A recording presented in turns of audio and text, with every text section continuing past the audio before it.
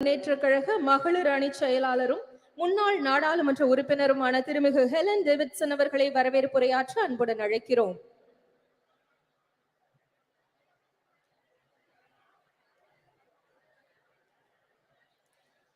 பெண்களின் முன்னேற்றமே சமுதாய முன்னேற்றம் என அயராது உழைத்தவர் தமிழக தலைவர் கலைஞர் அவர்கள் தனது 80 ஆண்டுகால பொது வாழ்க்கையில் பெண்களின் உரிமையை மீட்டெடுக்கவும் பெண்களின் பாதுகாப்பை மேம்படுத்தவும் தன் வாழ்வை அர்ப்பணித்தவர் தலைவர் கலைஞர் அவர்கள். அவரது நூற்றாண்டை சிறப்பிக்கும் விதமாக திராவிட முன்னேற்ற கழக மகளிரணி ஒருங்கிணைப்பில் தமிழக தலைவர் கழக தலைவர் தமிழக முதலமைச்சர் மாண்புமிகு தளபதி அவர்கள் தலைமையில் கழக துணை பொதுச் செயலாளர் சகோதரி கனிமொழி அவர்கள் ஒருங்கிணைப்பில் நடைபெற்றுக் கொண்டிருக்கும் மகளிர் உரிமை மாநாட்டினை தமிழகத்தில் எல்லாருக்கும் எல்லாமான திராவிட மாடல் ஆட்சி செய்து வருகின்ற 2024ஆம் ஆண்டு நடைபெற இருக்கின்ற பாராளுமன்ற தேர்தலில் ஒரு அரசியல் மாற்றத்தை ஏற்படுத்தும் இந்தியாவின் தென்பகுதியிலிருந்து திசை காட்டும் சூரியனாய் இன்று வரலாற்று சிறப்புமிக்க இந்த மகளிர் உரிமை மாநாட்டை மகளிரணி சார்பில் நடத்துவதற்கு அனுமதி அளித்து இந்த மாநாட்டை தலைமைத்து நடத்தி கொண்டிருக்கும் தமிழக மகளிர்கள் போட்டும் கழக தலைவர் தமிழக முதலமைச்சர் அவர்களை நன்றி கலந்த வணக்கத்தோடு மகளிரணி சார்பாக வருக வருக என வரவேற்றுக் கொள்கின்றேன். I would like to extend a warm welcome to Annai Sonia Gandhi. Her deep concern for the women of India and underprivileged and the absurd.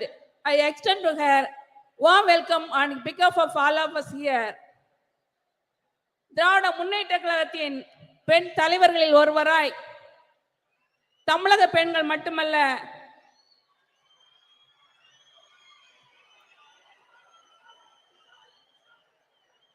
இந்திய பெண்களின் உரிமைக்காக பாராளுமன்றத்தில் கர்ச்சிக்கும் சிங்கமாய் மகளிரணிக்கு சிறந்த வழிகாட்டியாக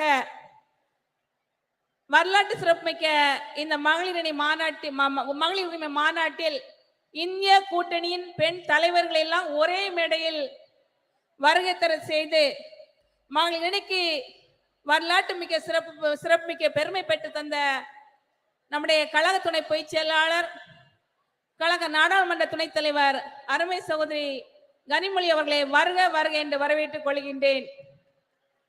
We have in our midst of eminent of leaders of the country, Madam Mehbooba Mufti, the former Chief Minister of Jammu and Kashmir, Madam Priyanka Gandhi, the General Secretary of Indian National Congress, Madam Supriya Sule, Member of Parliament and the Working President of NCP, Madam Dimple Yadav, Member of Parliament, Samajwadi Party, Madam Leslie Singh, Minister of Bihar and NEC Member of JDU, Madam Subhasini Ali, former MP and Politburo Member of the CPIM, Madam Ani Raja, NEC Member of CPI and General Secretary of NEIFF, Raxi Billan, Deputy Speaker of Delhi Assembly, NCC Member APP, Madam Sumitra, the former MP of National Spokesperson of AITC. I would like to extend a very warm welcome each of them on behalf of the DMK Women's Wing. இந்த வரலாற்று சிறப்புமிக்க மாநாட்டில் இன்று மேடையில் அமர்ந்திருக்க வேண்டிய நம்முடைய கழக பொதுச் செயலாளர்கள் மகளிர் உரிமை மாநாடு என்பதற்காக இன்று நாங்கள் எப்படி இந்த நிகழ்ச்சி நடைபெறுவது என்பது பார்வையாளராக எங்களை வாழ்த்தி கொண்டிருக்கும் கழக பொதுச் செயலாளர் அவர்களே, கழக பொருளாளர் அவர்களே, முதன்மை செயலாளர்களே, துணை பொதுச் செயலாளர்கள், இளைஞரணி செயலாளர் அமைச்சர் உதயநிதி ஸ்டாலின் அவர்களே, இந்த மாநாடு சிறப்பாக நடைபெறுவதற்கு காரணமாக இருந்த காஞ்சிபுரம் வடக்கு மாவட்ட செயலாளர் மரியாதை அமைச்சர் அன்பரசன் அவர்களே, இந்த மாநாட்டு இவ்வளவு வெற்றிகரம் நடைவதற்கு எல்லா பணிகளையும் முன்னின்று செய்த சென்னை தெற்கு மாவட்ட செயலாளர் சுகாதார அமைச்சர் மா சுப்பிரமணியன் உட்பட கலந்து கொண்டு சிறப்பித்துக் கொண்டிருக்கின்ற மாண்புமிகு அமைச்சர் பெருமக்கள், தலைமை கழக நிர்வாகிகள், மாவட்ட கழக செயலாளர்கள், சட்டமன்ற முன்னாள் உறுப்பினர்கள், கூட்டணி கட்சி தலைவர்கள், நிர்வாகிகள், மாநில மகளிர் அணி நிர்வாகிகள், உள்ளாட்சி மன்ற பிரதிநிதிகள் மற்றும் தமிழகம் இங்கு வந்திருக்கின்ற கழக மகளிர்கள், தலைவர் கலைஞர்களின் நூற்றாண்டில் தலைவர் கலைஞர் ஆட்சியில் மீட்டு கொடுத்த மகளிர் உரிமைக்கு நன்றி செலுத்த விதமாகவும் வருகின்ற நாடாளுமன்ற தேர்தலில் ஒன்றியத்தில் ஒரு ஆட்சி மாற்றத்தை ஏற்படுத்தி மறுக்கப்பட்ட உரிமைகளை மீட்படுத்துவதற்காக வந்திருக்கின்ற அனைத்து மகளிர்களையும் வருக வருக என்று வரவேற்று விடைபெறுகிறேன். நன்றி, வணக்கம். நன்றி. விருந்தினர்களை சிறப்பிக்கும் தருணம். Time to felicitate our dignitaries. மாண்புமிகு தமிழ்நாடு முதலமைச்சர் அவர்கள் திருமிகு மெஹபூபா முஃப்தி அவர்களுக்கு நினைவு பரிசு வழங்கி சிறப்பிப்பார்கள்.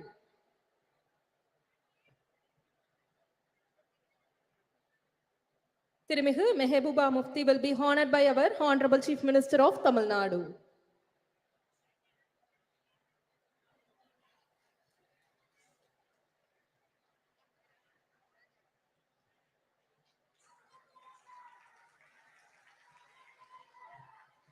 மாண்புமிகு தமிழ்நாடு முதலமைச்சர் அவர்கள் திருமிகு பிரியங்கா காந்தி வத்ரா அவர்களுக்கு நினைவு பரிசு வழங்கி சிறப்பிப்பார்கள். திருமிகு Priyanka Gandhi Vadra will be honored by our Honorable Chief Minister of Tamil Nadu.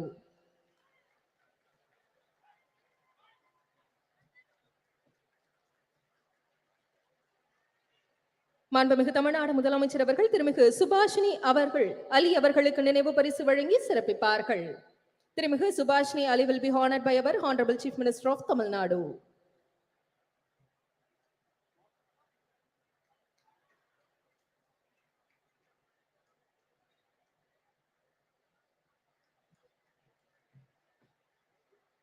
மாண்புமிகு தமிழ்நாடு முதலமைச்சர் அவர்கள் திருமிகு சுப்ரியா சுலே அவர்களுக்கு நினைவு பரிசு வழங்கி சிறப்பிப்பார்கள். திருமிகு Supriya Sule will be honored by our Honorable Chief Minister of Tamil Nadu.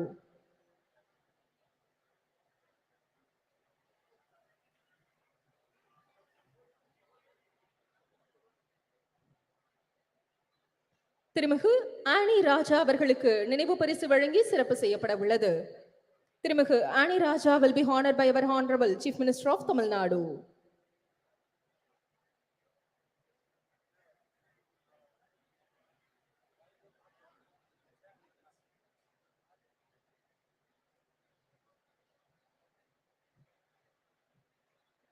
திருமிகு டிம்பிள் யாதவ் அவர்களுக்கு நினைவு பரிசு வழங்கி சிறப்பிக்கும் தருணம். திருமிகு Dimple Yadav will be honored by our Honorable Chief Minister of Tamil Nadu.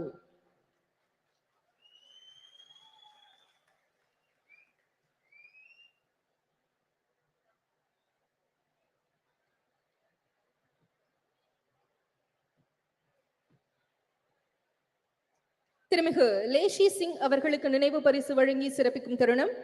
திருமிகு லேஷி Singh will be honored by our Honorable Chief Minister of Tamil Nadu.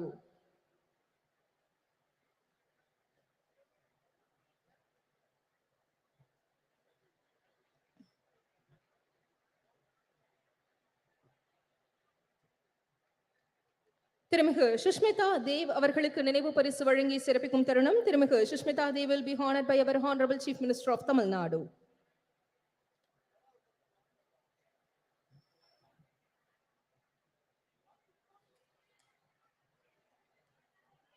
திருமிகு ராக்கி பிட்லன் அவர்களுக்கு நினைவு பரிசு வழங்கி சிறப்பிக்கும் தருணம். திருமிகு rakhi பிட்லன் will be honored by our Honorable Chief Minister of Tamil Nadu.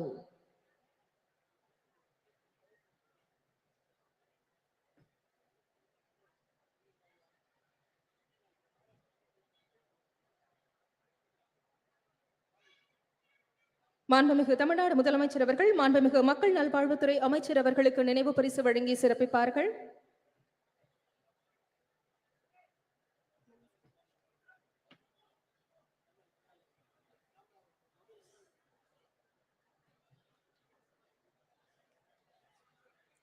மாண்புமிகு மருத்துவ மற்றும் மக்கள் நல்வாழ்வுத்துறை அமைச்சர் அவர்களுக்கு நினைவு பரிசு வழங்கி சிறப்பிக்க உட்பட உள்ளது.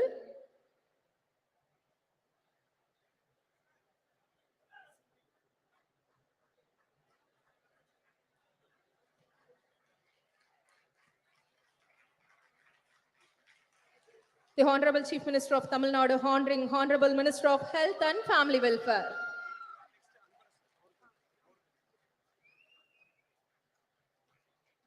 மாண்புமிகு தமிழ்நாடு முதலமைச்சர் அவர்கள் மாண்புமிகு சிறு குறு மற்றும் நடுத்தர தொழில் நிறுவனங்கள் துறை அமைச்சர் அவர்களுக்கு நினைவு பரிசு வழங்கி சிறப்பிப்பார்கள். The Honorable Chief Minister of Tamil Nadu will be honoring the Honorable Minister of Micro, Small and Medium Enterprises.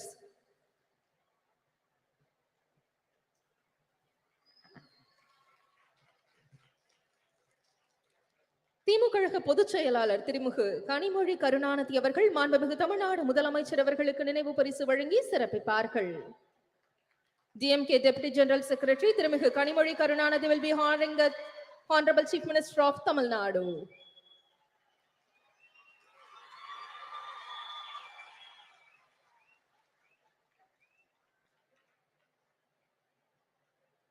நன்றி.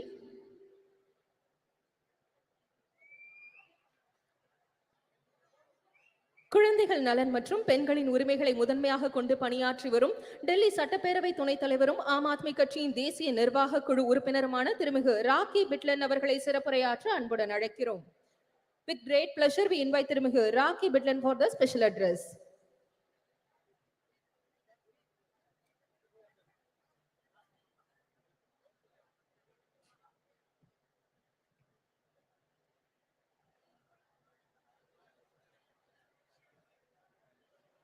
बहुत बहुत धन्यवाद। मंच पर उपस्थित समस्त सम्मानित अतिथिगण, मेरे समक्ष बैठे चेन्नई के तमाम सम्मानित मतदाता, आज के इस कार्यक्रम को आयोजित करने से पहले मैं धन्यवाद देना चाहती हूं तमिलनाडु के मुख्यमंत्री श्री MKStalin जी को, DMK की सांसद सुश्री कनिमोझी जी को, जिन्होंने ये कार्यक्रम को आयोजित किया, और देश भर से अलग अलग पार्टियों का प्रतिनिधित्व करती हुई आए हुए तमाम सम्मानित अतिथिगण जो मंच पर विराजमान है। मैडम सोनिया जी, आप सबका मैं दिल की गहराइयों से बहुत बहुत धन्यवाद करती हूँ, बहुत बहुत आभार प्रकट करती हूँ। साथियों, आज का कार्यक्रम जो आयोजित किया गया है वो महिलाओं के अधिकारों पर चर्चा करने हेतु इस कार्यक्रम को बुलाया गया, इसका आयोजन किया गया। महिलाएं जो इस देश की आधी आबादी है, महिलाएं जो हमारे समाज का अभिन्न अंग है, महिलाएं जो इस देश की व्यवस्था को सुव्यवस्थित करने के लिए अपना अभूतपूर्व योगदान देती हैं। ऐसी महिलाओं के अधिकारों के ऊपर आज चर्चा करने के लिए हमारी जैसी बहनें, हमारी जैसी बेटियां जो दूर दराज गांव में रहती हैं, उन हजारों हजार महिलाओं के अधिकारों पर चर्चा करने से पहले मैं धन्यवाद देना चाहती हूं, मैं श्रद्धांजलि देना चाहती हूं संविधान निर्माता डॉक्टर भीमराव अंबेडकर जी को, जिन्होंने संविधान का निर्माण करते वक्त अपने संविधान के अंदर देश की आधी आबादी को उनके अधिकार दिए, उनके हक दिए। डॉक्टर भीमराव अंबेडकर जी ने कानून बनाकर महिलाओं को समाज में समानता का अधिकार दिया, महिलाओं को समान शिक्षा और समान वेतन पाने का अधिकार दिया, महिलाओं को चार दीवारी से बाहर निकलकर अपने जीवन को अपने मुताबिक जीने का अधिकार दिया। डॉक्टर भीमराव अंबेडकर संविधान निर्माता ने तो कई दशकों पहले ही हमारे इस देश की आधी आबादी को उसके अधिकार दे दिए थे। ये देश की आधी आबादी संविधान निर्माता डॉक्टर भीमराव अंबेडकर जी का बहुत बहुत धन्यवाद करती है, और देश की आधी आबादी की ये महिलाएं जो आज देश के अलग अलग हिस्सों में अपना प्रतिनिधित्व करती हैं, चंद्रयान जैसी देश में जब ऐतिहासिक लॉन्चिंग हुई तो उसके अंदर भी जो महत्वपूर्ण योगदान है वो हमारे भारतवर्ष की बेटियों का रहा है, भारत की महिलाओं का रहा है। ये देश की आधी आबादी है जिसने हमारे देश की तरक्की में उसको आगे बढ़ाने में, चाहे गांव हो, देहात हो, छोटे से छोटा कस्बा हो, घर पे रहकर गृहिणी के रूप में या फिर किसी कामकाजी महिला के रूप में देश को अग्रसर करने के लिए अपनी महत्वपूर्ण योगदान और अपना महत्वपूर्ण भूमिका दी है। डॉक्टर भीमराव अंबेडकर जी का संविधान जहां महिलाओं को अपनी प्रतिभा के अनुसार अपना प्रतिभा का प्रदर्शन करने का मौका मिलता है, और अगर मैं अपनी बात करूं तो डॉक्टर भीमराव अंबेडकर जी के आशीर्वाद से ही मैं उस माँ की बेटी हूं जो दिल्ली के एक सरकारी स्कूल में सफाई कर्मचारी है। लेकिन डॉक्टर भीमराव अंबेडकर जी की वजह से, भारत देश के लोकतंत्र की खूबसूरती की वजह से और आम आदमी पार्टी के राष्ट्रीय संयोजक अरविंद केजरीवाल जी के आशीर्वाद की वजह से आज ये दिल्ली की बेटी अपनी पार्टी का और अपनी सरकार का प्रतिनिधित्व आप लोगों के समक्ष कर रही है। ये देश के लोकतंत्र की ही खूबसूरती है। लेकिन जहां हम देश के संविधान, लोकतंत्र की बात करते हैं, महिलाओं के हक और अधिकारों की बात करते हैं, सिर्फ वो संविधान के अंदर लिखे तो गए हैं, लेकिन दुर्भाग्यवश आज भी हमारी एक बड़े तबके की महिलाएं अपने अधिकारों से वंचित है। आज भी उनको उनके अधिकार नहीं मिल रहे हैं। देश की महिलाएं 21वीं सदी के अंदर, आजादी के 75 सालों के अंदर पूरे देश में शिक्षा जो पाती हैं पुरुषों के मुकाबले वो महज 65% है, जो कि बेहद चिंता का विषय है, बेहद सोच का विषय है। पूरे देश में अगर हम कामकाजी महिलाओं की बात करें, जो कि रिकॉर्ड पर मेंटेन होता है, उस काम की बात करें तो उस काम को करने वाली कामकाजी महिलाओं की भी संख्या आज 75 साल पूरे होने के बावजूद भी महज 25 से 27% रह जाती है। भारतीय राजनीति की बात करें, मंच पर बहुत मुझसे भी ज्यादा प्रसिद्ध, मुझसे भी ज्यादा लोकप्रिय, मुझसे भी ज्यादा ताकतवर और जिम्मेदार महिलाएं विराजमान हैं, और मैं इनके समक्ष इस बात को रख रही हूं और ये मेरी बात से सहमति भी जताएंगी कि राजनीति के अंदर महिलाओं का जो प्रतिनिधित्व है वो भारत के लोकतंत्र के लिए, हमारे देश की महिलाओं के लिए बेहद सोच का विषय है। महज 15 से लेकर 17% महिलाएं हमारी भारतीय राजनीति के अंदर अपना प्रतिनिधित्व देती हैं। आज महिलाओं का एक बड़ा तबका, या यूं कहें 30 से लेकर 35% की हमारी जो महिलाएं हैं, अपनी सही स्वास्थ्य की जानकारी ना होने की वजह से काफी गंभीर रोगों से जो है ग्रसित है, जो कि आज एक चिंता का विषय है। कितने संख्या के अंदर गर्भवती महिलाएं जब अपना प्रसव के दौरान अस्पतालों में जाती है, सही स्वास्थ्य की जानकारी ना होने की वजह से उनकी मृत्यु हो जाती है। तो ये बेहद दुख का विषय है कि आज हम लोग आजादी के 75 साल मना रहे हैं, आजादी का अमृत काल मना रहे हैं, उसके उलट जो इस देश का अभिन्न अंग है, जो इस देश की जनसंख्या का 50% है, उसके भी आज हम स्वास्थ्य की चिंता, उसके शिक्षा की चिंता, उसकी सुरक्षा की चिंता, उसके रोजगार की चिंता के ऊपर आज इतना बड़ा सम्मेलन कर रहे हैं। इसके उलट अगर देखें, पिछले 75 सालों के अंदर आजादी में के बाद भी संविधान में अपने अधिकारों को प्राप्त करने के बावजूद भी आज महिलाओं के लिए क्या बढ़ रहा है? महिलाओं के लिए क्राइम दिन प्रतिदिन बढ़ रहा है। दूर दराज में रहने वाली कोई बेटी हो या शहर के बीचों बीच रहने वाली कोई बुजुर्ग महिला हो, हर वक्त 24 घंटे हर पहर वो असुरक्षा के भाव में जीती है। चाहे वो कोई कस्बा हो, चाहे गांव हो, देश की राजधानी हो, किसी शहर की, प्रदेश की राजधानी हो, आज हमारी बहन बेटियों के अंदर, आज हमारी महिलाओं के अंदर असुरक्षा का भाव हर वक्त उनके दिमाग में रहता है। इसके साथ साथ अशिक्षा का जो माहौल है, अशिक्षा का जो आंकड़ा है, वो जैसे जैसे आजादी का हमारा देश का समय बढ़ता जा रहा है, महिलाओं की अशिक्षा का आंकड़ा उतनी तेजी से बढ़ता जा रहा है।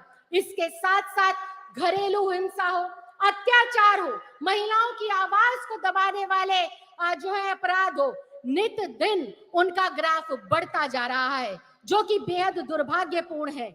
जो संविधान के अंदर तो सरकारों के अंदर तो हम लोगों ने सिर्फ कागजों के ऊपर अपनी बेटियों को, अपनी महिलाओं को, अपनी बहनों को हक और अधिकार दिए हैं, लेकिन वास्तव में आज जरूरत है उन हक को, उन अधिकारों को जमीन पर उतार कर उनकी झोली में डालने का, उनको लाभ पहुंचाने का। आज जरूरत है समाज के तमाम बुद्धिजीवियों को, आज जरूरत है तमाम राजनीतिक दलों के, राजनीतिक लोगों को, आज जरूरत है जो है केंद्र की सरकार में बैठे हुए लोगों को और राज्य की सरकारों में बैठे हुए लोगों को ये सोचने की, इस पर मंथन करने की, इस पर चिंतन करने की जरूरत है कि हम हमारी बेटियों के अंदर से यह असुरक्षा का भाव कैसे खत्म करें, कैसे हम इस देश की प्रगति में अपना महत्वपूर्ण योगदान देने वाली देश की आधी आबादी जो हमारी बहनें हैं, जो हमारी माएं हैं, इनको कैसे हम बेहतर से बेहतर सुरक्षा दे, रोजगार के बेहतर से बेहतर अवसर प्रदान करें। आज राजनीति के अंदर जितनी महिलाओं की जरूरत है उससे कहीं ज्यादा मुझे लगता है कि उन महिलाओं की जरूरत है जो गलियों में, कस्बों में, गली में, मोहल्लों में जाकर महिलाओं को उनके हक के लिए जागने का काम करे, उनको जागरूक बनाने का काम करे और आगे बढ़ाने का काम करे। मैं एक बार फिर से दिल की गहराइयों से बहुत बहुत धन्यवाद देना चाहती हूँ, बहुत बहुत आभार प्रकट करना चाहती हूँ तमिलनाडु की सरकार का और यहाँ पर आए हुए तमाम लोगों का, तमाम आयोजनकर्ताओं का कि आपने देश की 75वीं वर्षगांठ जो खत्म हो गई है, अमृत काल के मौके पर इस ज्वलंत मुद्दे को उठाया।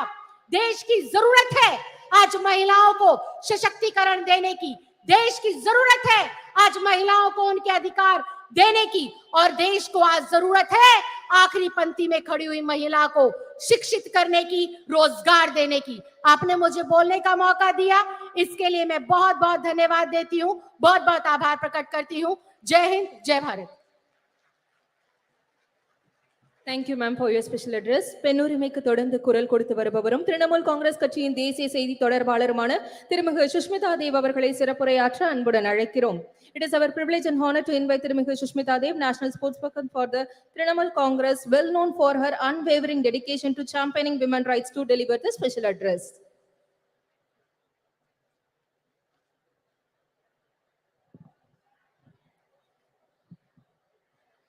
Honorable Chief Minister of Tamil Nadu, Thalapati MKStalin, I have to say it's a great honor to come face to face with you, sir, for the first time. Former Jammu and Kashmir Chief Minister Mehbooba Mufti ji, Honorable Member of Parliament Kanimozhi ji,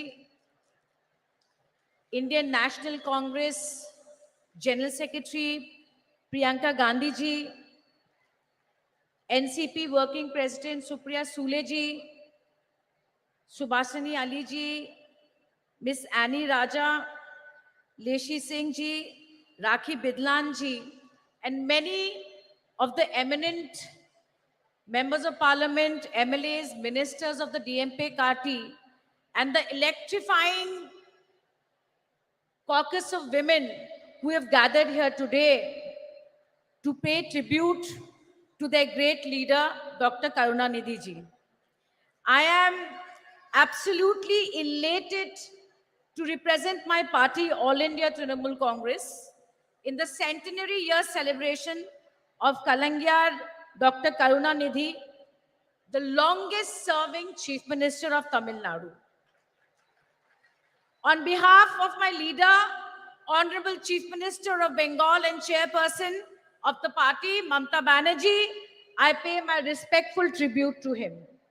This is a significant platform to speak about the future of women in India.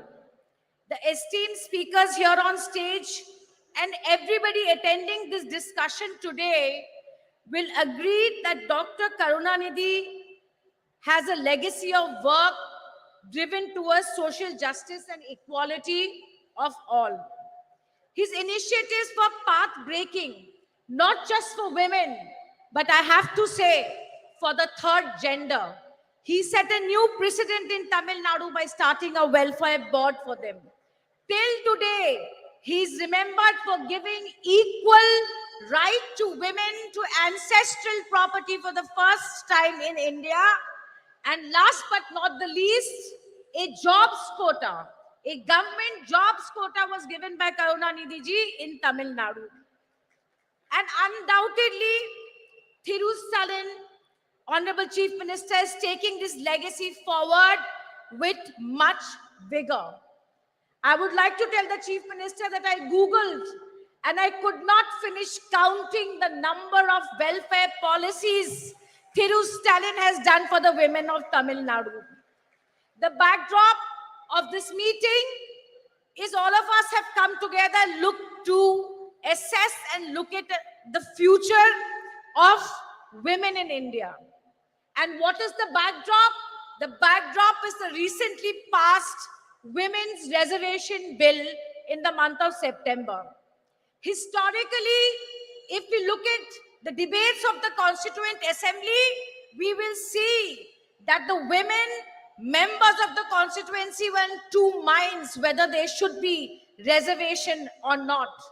But they believed that political segregation was not the way and it would amount to dilution of equality. But my friends, that we all have to agree that in the last 72 years of electoral and party politics, the trend of women's participation in our great country is rather dismal. Therefore, started the churning for affirmative action. Why affirmative action? Because after independence, despite the role the women of India had played in the independence war and thereafter, we could not rid our societies of gender roles and patriarchy. Women have proved their ability to compete, and if I may say so, they have been but better than men in many aspects. Yet, their economic and political participation is dwindling. I am pained to say that we all today cannot keep repeating that what are the causes, what are the reasons why women of India are behind. But I think we all have to be instrumental in changing this. And may I say that no affirmative action alone can succeed. No affirmative action alone can succeed. I strongly believe that every single political party is a gateway to politics for women of India. The All India Trinamool Congress and my leader, Mamta Banerjee, implemented women's reservation during the 2019 parliamentary elections. She gave 41% nominations to women. And let me tell you, it was not an easy election for her. The 17 women who got tickets, I am proud to say that the 9 of them today are sitting in the Lok Sabha. Now, every 1 in 3 women in the Lok Sabha are from the Trinamool Congress. As the only woman chief minister of the country today, her own story, even her critics would admit, is one of resilience and grit.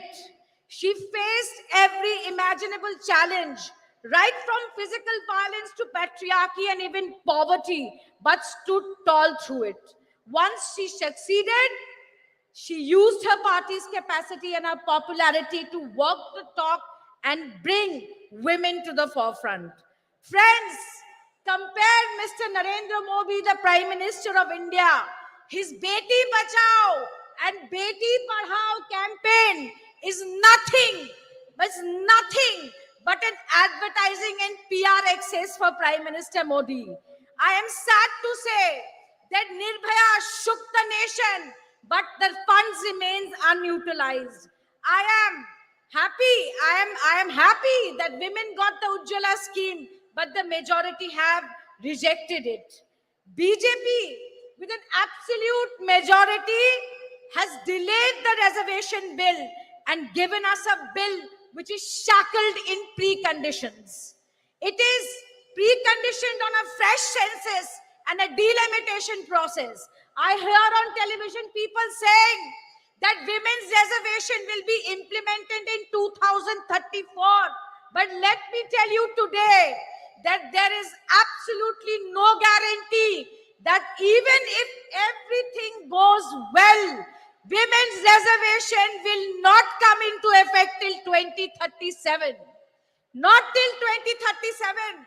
The last time the Delimitation Commission was set up, it took 6 years to give a report. 6 years. Therefore, my friends, BJP is infamous for tokenism. Today, when the women's reservation bill was being debated in the parliament, we should be ashamed.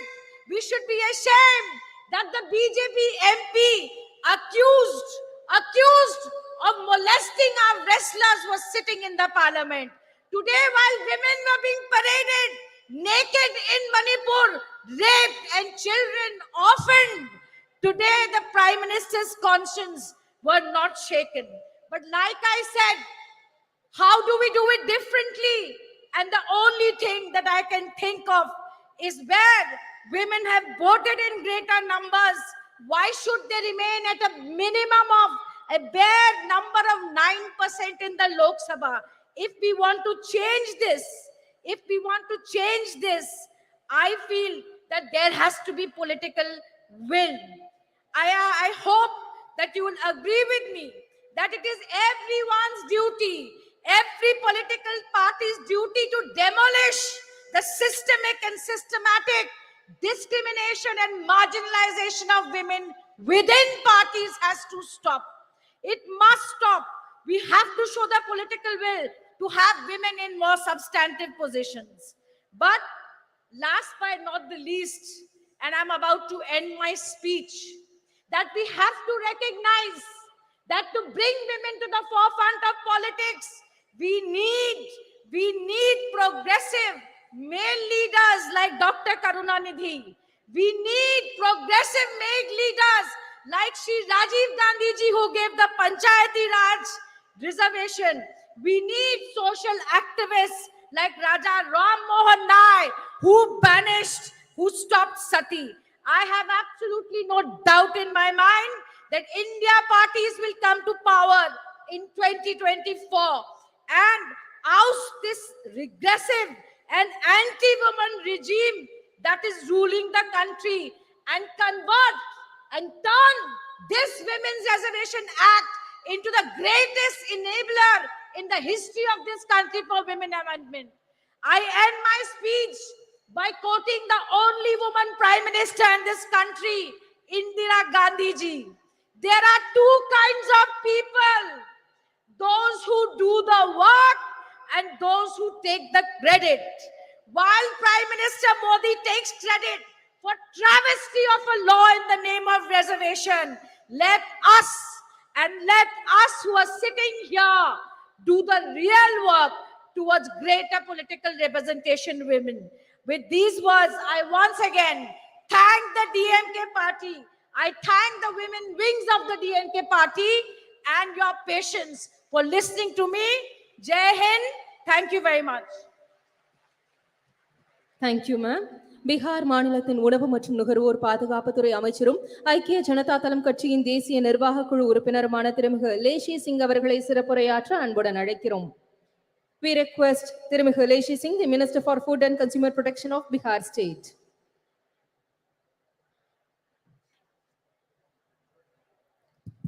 धन्यवाद। आज महिला अधिकार सम्मेलन में सर्वप्रथम मैं party Janata Dal United की ओर से उपस्थित महिला बहनों का हार्दिक अभिनंदन करती हूं। मैं आभार प्रकट करना चाहती हूं हमारे माननीय मुख्यमंत्री श्री नीतीश कुमार जी एवं जनता दल यूनाइटेड के राष्ट्रीय अध्यक्ष आदरणीय ललन सिंह जी का, जिन्होंने इस ऐतिहासिक कार्यक्रम में मुझे प्रतिनिधित्व करने का अवसर प्रदान किया। मैं धन्यवाद देना चाहूंगी देश की चर्चित प्रसिद्ध महिला नेत्री, डीएमके सांसद बड़ी बहन आदरणीय कनिमोझी जी का, जिन्होंने मुझे व्यक्तिगत रूप से दूरभाष पर संपर्क कर इस प्रोग्राम में आने के लिए आमंत्रित किया। मैं जनता दल यूनाइटेड की ओर से इस कार्यक्रम में उपस्थित इस लोकप्रिय मुख्यमंत्री आदरणीय MK स्टालिन जी, कांग्रेस की राष्ट्रीय महासचिव एवं देश की महिला बहनों की प्रेरणा स्रोत आदरणीय बहन प्रियंका गांधी जी, जम्मू कश्मीर की पूर्व मुख्यमंत्री एवं PDP पार्टी की अध्यक्ष महबूबा मुफ्ती जी, देश की प्रसिद्ध वरिष्ठ सांसद एवं NCP पार्टी की कार्यकारी अध्यक्ष बहन सुप्रिया सूले जी, समाजवादी पार्टी की नेता एवं माननीय सांसद बहन डिम्पल यादव जी, पूर्व सांसद एवं CPIM पार्टी की पोलित ब्यूरो सदस्य बहन सुभाषिनी अली जी, पूर्व सांसद एवं ऑल इंडिया तृणमूल कांग्रेस की राष्ट्रीय प्रवक्ता बहन सुष्मिता देव जी, CPI की राष्ट्रीय कार्यकारिणी की सदस्य NFIW की राष्ट्रीय महासचिव बड़ी बहन एनी राजा जी, दिल्ली विधानसभा की माननीय उपाध्यक्ष एवं आम आदमी पार्टी की राष्ट्रीय कार्यकारिणी की सदस्य बहन राखी बिरला जी का मैं अभिनंदन करती हूँ। बहनों, कहा जाता है कि यत्र नारी पूज्यन्ते तत्र देवता, यानी जहां नारी की पूजा होती है वहां देवता का वास होता है। हम नारी सर्वशक्तिमान हैं। नारी के बिना संसार में मानव जाति की सृजन की कल्पना नहीं की जा सकती है। इसी शक्ति को सम्मान देने के लिए हमारे बिहार में माननीय मुख्यमंत्री श्री नीतीश कुमार जी ने सत्ता संभालते ही 2006 से पंचायती राज संस्थानों में एवं 2007 से नगर निकाय के निर्वाचन में महिलाओं के लिए 50% आरक्षण दिया जा रहा है। वहीं प्राथमिक शिक्षक नियोजन में 50% आरक्षण महिलाओं के लिए सुरक्षित है। राज्य में पहली बार पुलिस महिला बटालियन का गठन किया गया है। राज्य के सभी 40 पुलिस जिलों एवं 4 रेल पुलिस जिलों में एक महिला थाना की स्थापना किया गया है। राज्य में अनुसूचित जनजाति की महिलाओं के लिए स्वाभिमान बटालियन का गठन किया गया है। वहीं पुलिस बल में सिपाही से अवर निरीक्षक तक के पदों में सीधी नियुक्ति में महिलाओं के लिए 35% आरक्षण की व्यवस्था की गई। सरकारी सेवाओं संवर्गों के सभी स्तर के एवं सभी प्रकार के पदों पर सीधी नियुक्ति में 35% आरक्षण दिया ही जा रहा है। एक उदाहरण मात्र मैं देना चाहूंगी। बिहार राज्य में 1,07,431 पंच के पद पर कुल 63,974 पंच की सीट पर महिला जीतकर आई है। 38 जिला परिषद अध्यक्ष में 29 महिला जिला परिषद अध्यक्ष। वहीं कुल 8,058 मुखिया में कुल 4209 मुखिया पद पर आसीन है। पंचायती राज व्यवस्था में महिलाओं को आरक्षण देने की नेक सोच रखने वाले देश के हमारे भूतपूर्व प्रधानमंत्री स्वर्गीय राजीव जी को भी मैं स्मरण करना चाहूंगी। आज स्वर्गीय राजीव गांधी जी रहते तो महिलाओं को देश की संसद और विधानसभाओं में कब का 1/3 आरक्षण मिल गया होता। हमारे बिहार में नारी सशक्ति के अग्रणी नेता माननीय मुख्यमंत्री श्री नीतीश कुमार जी द्वारा ऐतिहासिक कदम उठाए गए, जिनकी चर्चा करूंगी तो काफी वक्त लग सकता है। मुख्यमंत्री बालिका पोशाक योजना, छात्रवृत्ति योजना, साइकिल योजना, बालिका प्रोत्साहन योजना, बिहार स्टूडेंट क्रेडिट कार्ड योजना, मुख्यमंत्री किशोरी स्वास्थ्य कार्यक्रम, आदि चलाकर महिलाओं को अवसर प्रदान किया गया है। मुख्यमंत्री कन्या उत्थान योजना, लक्ष्मीबाई पेंशन योजना, मुख्यमंत्री नारी शक्ति योजना से महिलाओं को काफी लाभ पहुंचा है। जो महिला को कभी अबला कहा जाता था, उसे सबला बनाने के लिए हमारे माननीय मुख्यमंत्री श्री नीतीश कुमार जी प्रयास कर रहे हैं। मुख्यमंत्री महिला उद्यमी योजना चलाया जा रहा है, वहीं महिलाओं को सरकारी नौकरी में तो 35% आरक्षण दिया ही जा रहा है। तमिलनाडु में भी भूतपूर्व मुख्यमंत्री अभिभावक समान स्वर्गीय करुणानिधि जी के द्वारा महिलाओं के लिए कई योजनाएं चलाई गई। उन्हीं के पद चिन्हों पर चलकर वर्तमान मुख्यमंत्री स्टालिन जी भी महिलाओं को सम्मानित व गौरवान्वित करने का अवसर प्रदान किया है। हम इसके लिए आदरणीय स्टालिन जी का समस्त महिला बहनों की ओर से आभार प्रकट करती हूं और धन्यवाद देती हूं।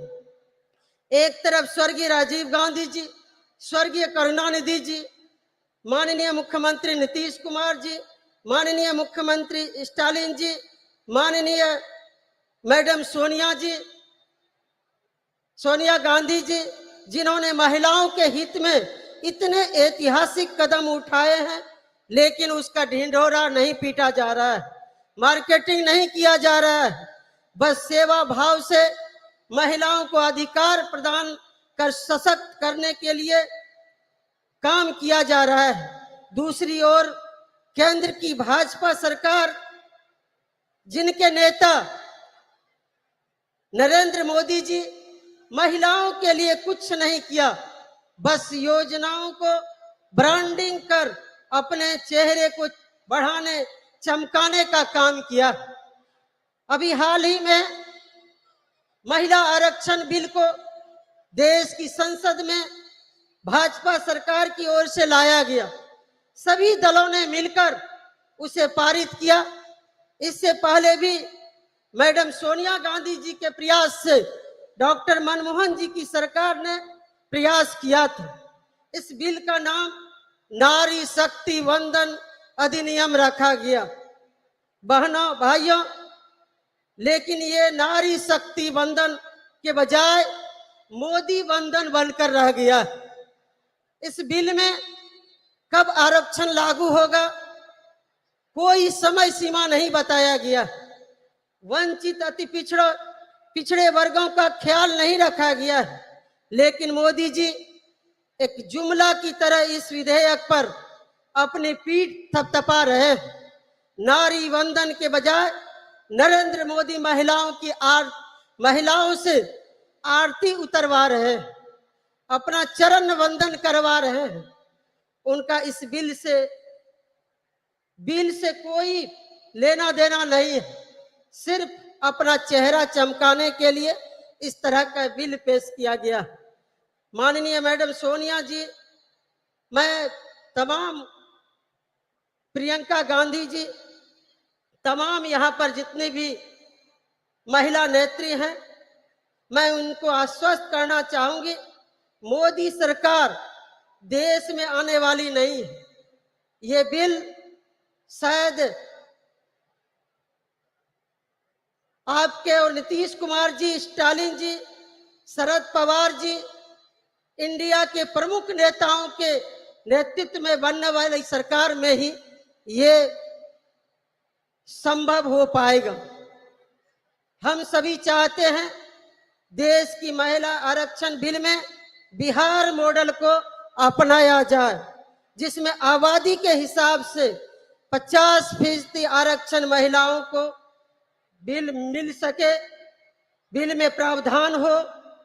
इस कार्यक्रम के माध्यम से देश की महिला बहनों से कहना चाहूंगी कि हम महिलाएं किसी क्षेत्र में पुरुषों से कम नहीं है। यहाँ तक कि पुरुषों के तुलना में महिलाएं ज्यादा ईमानदार, कर्तव्यनिष्ठ हैं। आज महिलाएं हर क्षेत्र में अव्वल होती आ रही है। महिला एक घर में जन्म से लेकर दूसरे के घर भी जाकर उसे सुसज्जित संस्कार देने का काम करती है। महिलाएं धरती से लेकर अंतरिक्ष तक पहुंची, महिलाओं को केवल अवसर मिलने की आवश्यकता है। महिलाओं को अवसर मिलने पर महिलाओं ने साबित कर दिया है कि पुरुषों से कई ज्यादा गुना काबिलियत महिलाओं में है। देश की महिला प्रधानमंत्री स्वर्गीय इंदिरा गांधी जी इसका सशक्त उदाहरण है, जिन्होंने अपनी नेतृत्व क्षमता से दुश्मन देश के दांत खट्टे कर अपनी दृढ़ इच्छा शक्ति संकल्प के कारण उन्हें आयरन लेडी कहा जाता है। मुझे विश्वास है जिस तरह से इंडिया के नेतागण, चाहे वो माननीय मुख्यमंत्री नीतीश कुमार जी हो, चाहे मैडम सोनिया जी, मैडम प्रियंका गांधी जी, महबूबा जी, स्टालिन जी, मैडम कनिमोझी जी, सुप्रिया सूले जी एवं समस्त मंचासीन विभिन्न विपक्षी नेताओं के दलों के नेताओं के सभी महिला नेतृगण आदि ने महिलाओं को अवसर और संबल प्रदान कर रहे हैं। वो दिन दूर नहीं, महिला इतनी सशक्त होगी कि वेद पुरानों इतिहास में जो उसे शक्ति प्रदान थी वो शक्ति प्राप्त करेंगी, तभी आरक्षण के लिए मुहताज नहीं होना पड़ेगा।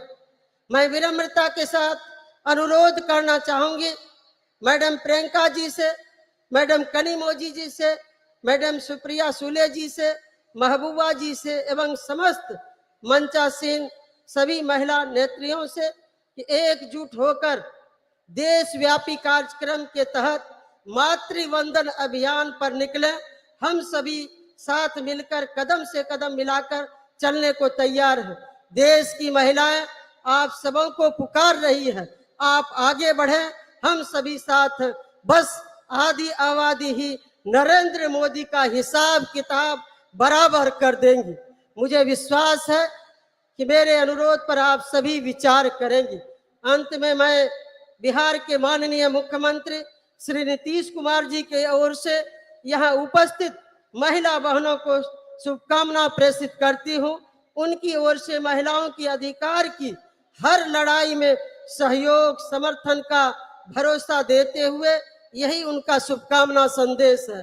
पुनः इस कार्यक्रम में आयोजनकर्ता मैडम कनिमोझी जी, यहाँ के लोकप्रिय मुख्यमंत्री आदरणीय स्टालिन जी एवं समस्त मंचासीन नेताओं बड़ों से आशीर्वाद लेते हुए अपनी वाणी को विराम देती हूँ।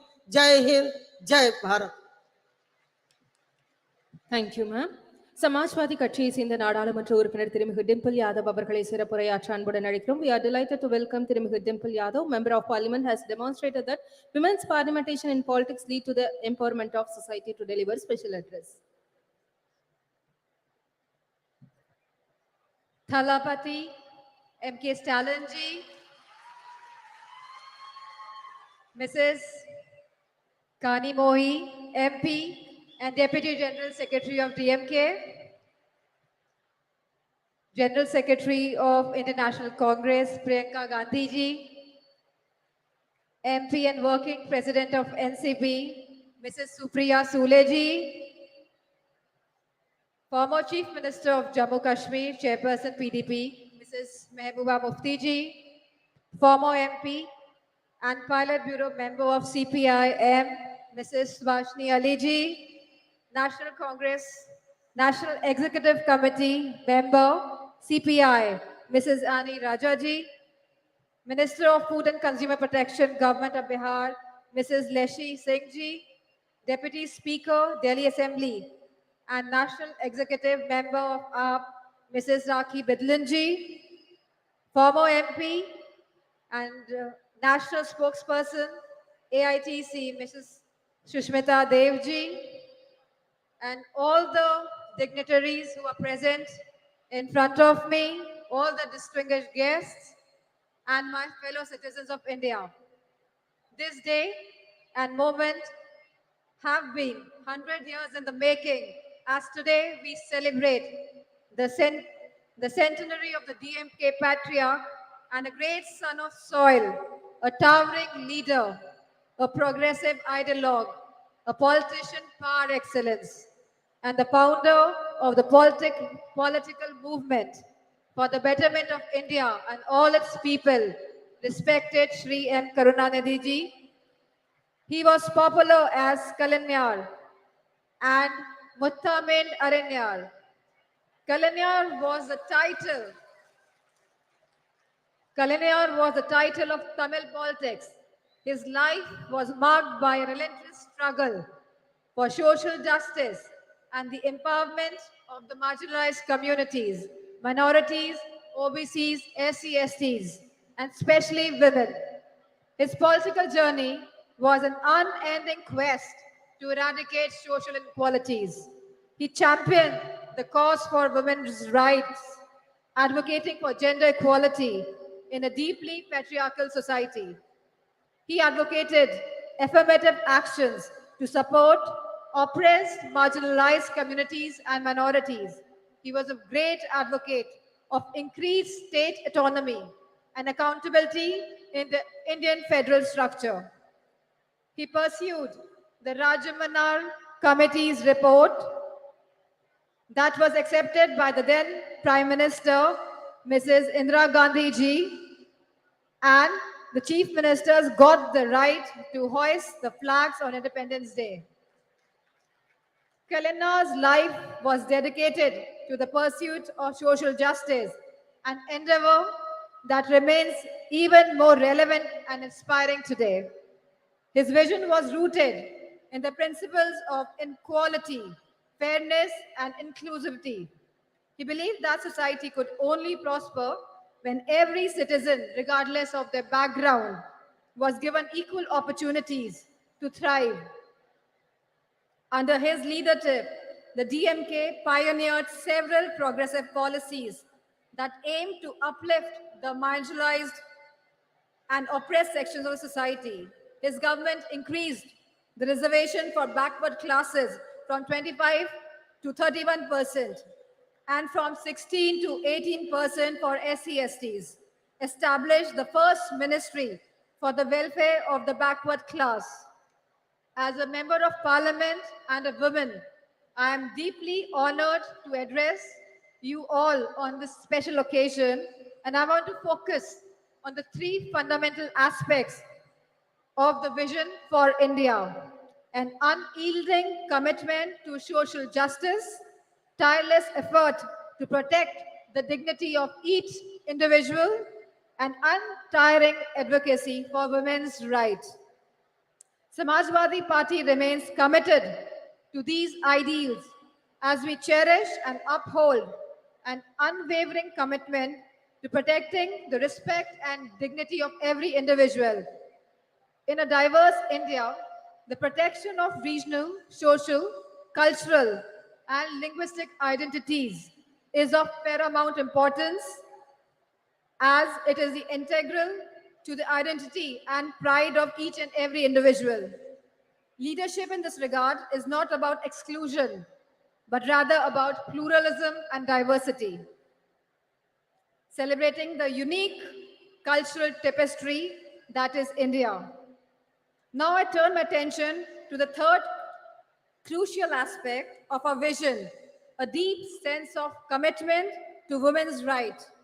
We all must be a true feminist today, advocating for gender equality, women's education and upliftment, policies that have always been advocated and implemented by the Samajwadi Party in Uttar Pradesh, found home and expression in Tamil Nadu under Kalaignar. He raised girls' marriageable age, provided women one-third reservations in the government jobs, local body elections, property rights, subsidized loans, financial assistance to widows, marriage, intercaste marriages, self-help groups, vocational training programs, free power and gas connections, and rice at ₹1, and many much policies. We must recognize that women's economic empowerment is not only a matter of individual dignity, but also a path towards overall societal and economic progress.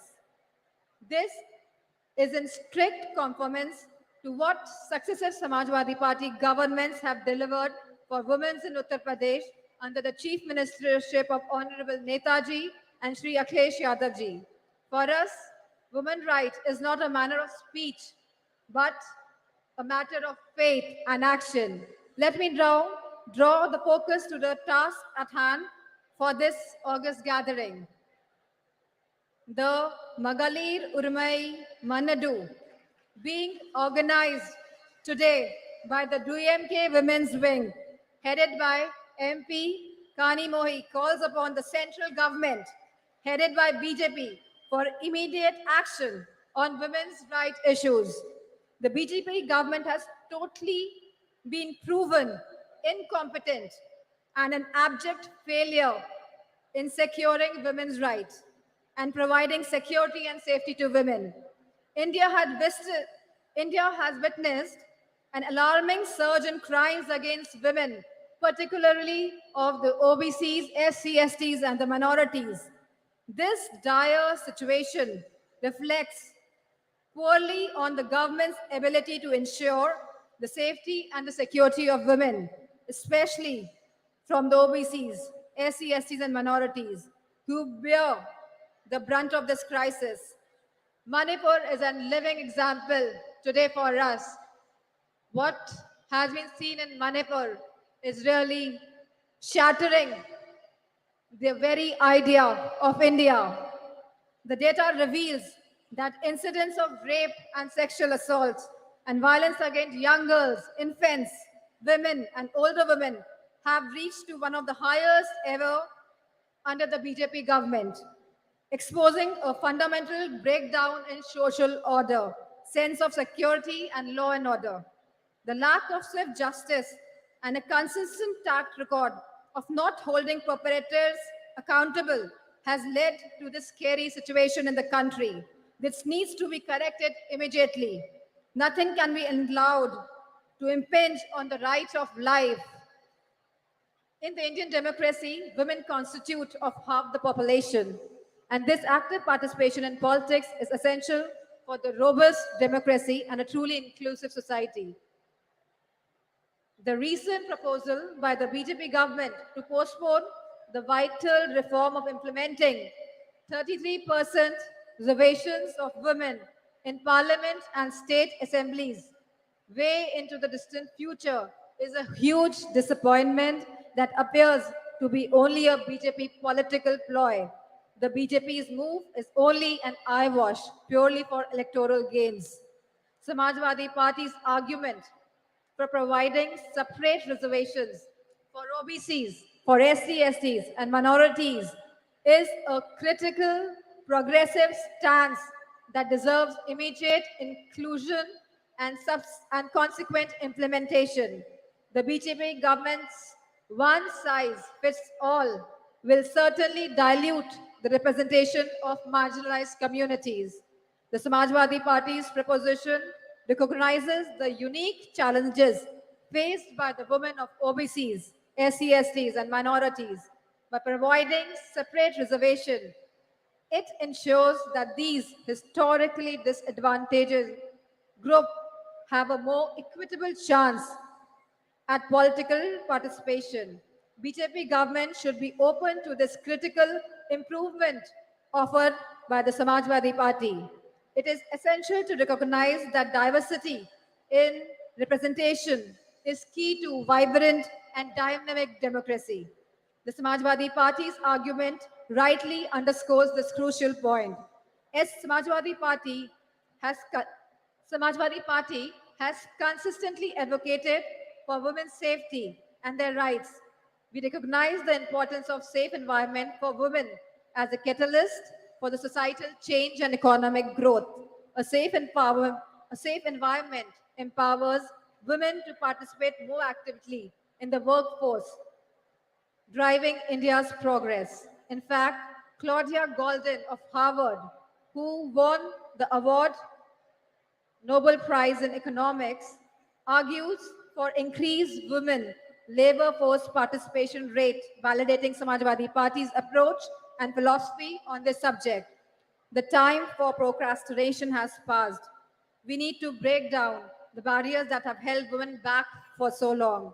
Let us build a society where everyone can live with dignity, freedom, and equal opportunities.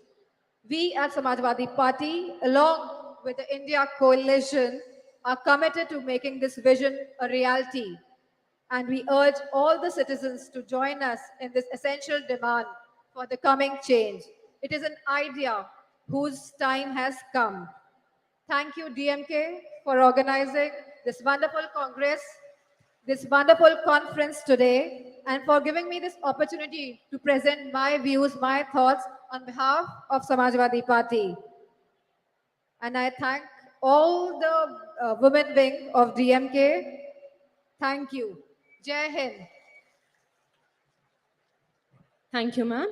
சமத்துவத்தையும் சமூக மாற்றத்தையும் இலக்காக கொண்டு மகளிர் உரிமைகளுக்காக போராடி வரும் இந்திய communist கட்சியின் தேசிய நிர்வாக குழு உறுப்பினரும் இந்திய மாத தேசிய சம்மேளனத்தின் பொதுச் செயலாளருமான திருமிகு ஆனி ராஜா அவர்களை சிறப்புரையாற்ற அன்புடன் அழைக்கிறோம்.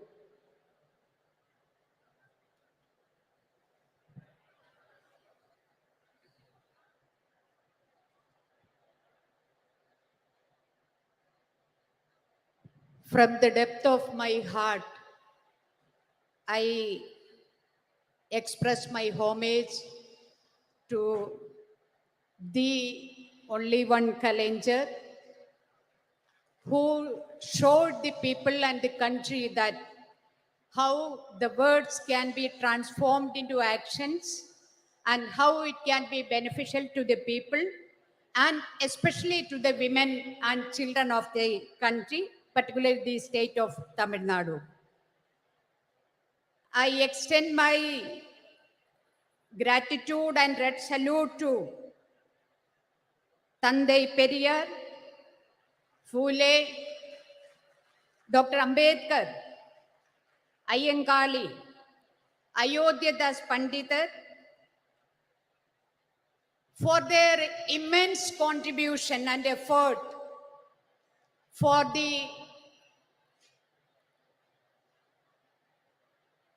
today what we have achieved, and today we are standing before you and the party is organizing a meeting for the women to discuss about their rights. So this is possible because of the efforts of all these great stalwarts who have given their life for gender equality and justice, and my red salute to all of them. மகளிர் உரிமை மாநாட்டில் அதுக்கான எல்லா விதமான വർക്കും ചെയ്ത് എല്ലാ ഹെൽപ്പും ചെയ്ത് ஏதாச்சும் குறை இருந்தா அதை பார்த்து எங்களுக்கு இந்த நல்ல முறையா இந்த மாநாடு முடிக்கிறதுக்காக எங்களோடு சேர்ந்து இந்த மேடையில் அமர்ந்திருக்கும் இந்த தமிழ்நாடினுடைய முதலமைச்சர் தளபதி அவர்களே,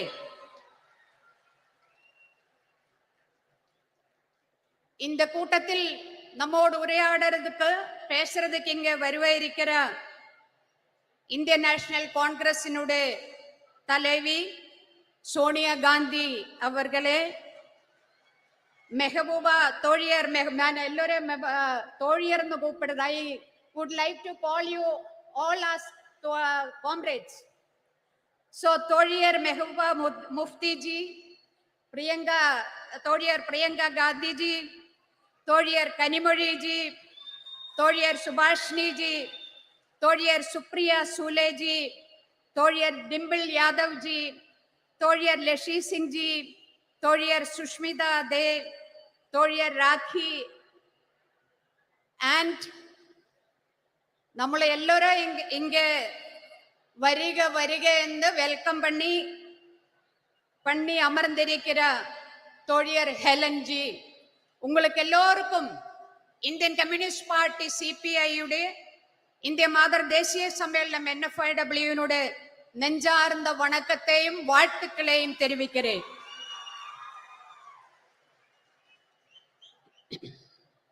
கலைஞருடைய நூற்றாண்டு விழா கொண்டாடுறதுக்காக, கலைஞருடைய வாழ்க்கையே கொண்டாடுறதுக்கான இந்த கூட்டத்தில்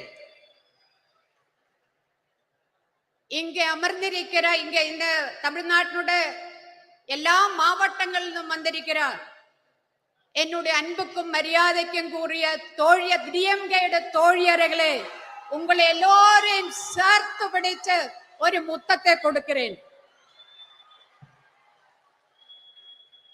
நம்ம இந்த பெண்கள் உரிமை மாநாடு நடக்கும்போது என்ன நேட்டங்கள் இந்த தமிழ்நாட்டில பெண்களுக்காக கலைஞரும் அதே மாதிரி டிஎம்கே பார்ட்டியும் இங்க நமக்கு பெற்று தந்திருக்கிறதோ, அதே மாதிரி இந்த தேசத்துல நம்ம பெண்கள் என்ன சட்டங்களே என்ன உரிமைகளே நம்ம நேடி இருக்கிறதோ, இந்த போன 75 ஆண்டுக்குள்ளே போராட்டங்கள் பண்ணி நம்ம நேடி இருக்கிறதோ, அந்த அத்தனை உரிமைகளையும் பறிக்கிற மாதிரி தான் இன்னைக்கு மத்தியில் ஒன்றிய ஆட்சி இந்த தேசத்தை ഭരിച്ചു கொண்டிருக்கிறது. மனுவாதி பாசிசம் இந்தியாவில் எல்லா இடத்திலுமே பாம்பு மாதிரி விஷப்பாம்பு மாதிரி பத்தி விடர்த்தி ஆடுறத ஒரு நிலைமையை பார்க்கிறது. மதேதர மதசார்பற்ற இந்தியாவினோட பாராளுமன்றத்தில் இன்னைக்கு கேட்கிறது ஜெய் ஸ்ரீராம் എന്നൊരു குரல் தான். அதே மாதிரி செங்கோல் இன்னைக்கு இந்தியாவினோட பிரசிடென்ட் ஒரு பெண் பிரசிடென்ட், அவங்க தாழ்த்தப்பட்ட ஒடுக்கப்பட்ட கம்யூனிட்டியிலிருந்து வந்திருக்கிற பிரசிடென்ட், அந்த மாதிரி ஒரு பெண் பிரசிடென்ட் இருக்கும் போதும் இந்தியாவினோட பாராளுமன்றத்துக்கு வெளியே அவங்களை உட்கார வச்சு பாராளுமன்றத்துக்குள்ள செங்கோல் கொண்டு வைக்கிற ஆட்சி இன்னும் நரேந்திர மோடி 56 இன்ச்சு நெஞ்சளவுள்ள பிரதமர் உட்கார்ந்து இந்த தேசத்தை தொலைக்கிறதுக்காக உட்கார்ந்து இருக்கிற ஒரு கட்டத்தில் தான், ஒரு சந்தர்ப்பத்தில் தான் மகளிர் உரிமை மாநாடு கலைஞருடைய 100ஆண்டு விழாவை ஒட்டி இன்னும் நாம இங்க நடத்திட்டு இருக்கிறது. இந்த நாட்டில் நடக்கிற மரணங்கள், அது கூட்ட மரணங்களா இருந்தாலும் சரி, அது ஆற்றில் ஒழுகி நடக்கிற டெட் பாடிஸ் ஆயிருந்தாலும் சரி, மணிப்பூர்ல மோர்ச்சரியில் 5 மாசத்திலேறையா இருக்கிற அழுகிற டெட் பாடிஸ் ஆயிருந்தாலும் சரி, അതൊന്നുമേ இந்த 56 இன்ச் நெஞ்சளவுள்ள பிரதமர் நரேந்திர மோடிக்கு கொஞ்சம் கூடி கவலை இல்லையா? ബലാത്സംഗം, പാലിയൽ ബലാത്കാരമാവട്ടെ, കൂട്ട പാലിയൽ ബലാത്കാരമാവട്ടെ, അതെല്ലാമേ ചാനൽ ചർച്ച, നമ്മ ஊடகங்களில் சர்ச்சை 2 நாள் 4 நாள், அதுக்கு பிறகு யாரையுமே அது கவலைப்படுத்தாத ஒரு செய்தியா மாறி இருக்கிற ஒரு சமயத்தில் தான் மகளிர் உரிமைக்கான மாநாடு நாம இங்க நடத்திட்டு இருக்கிறது. 2002 குஜராத் கலவரம், அந்த குஜராத் கலவரம் அது பிளான் பண்ணி டிசைன் பண்ணி நடப்பிலாக்கிய கலவரம் தான்.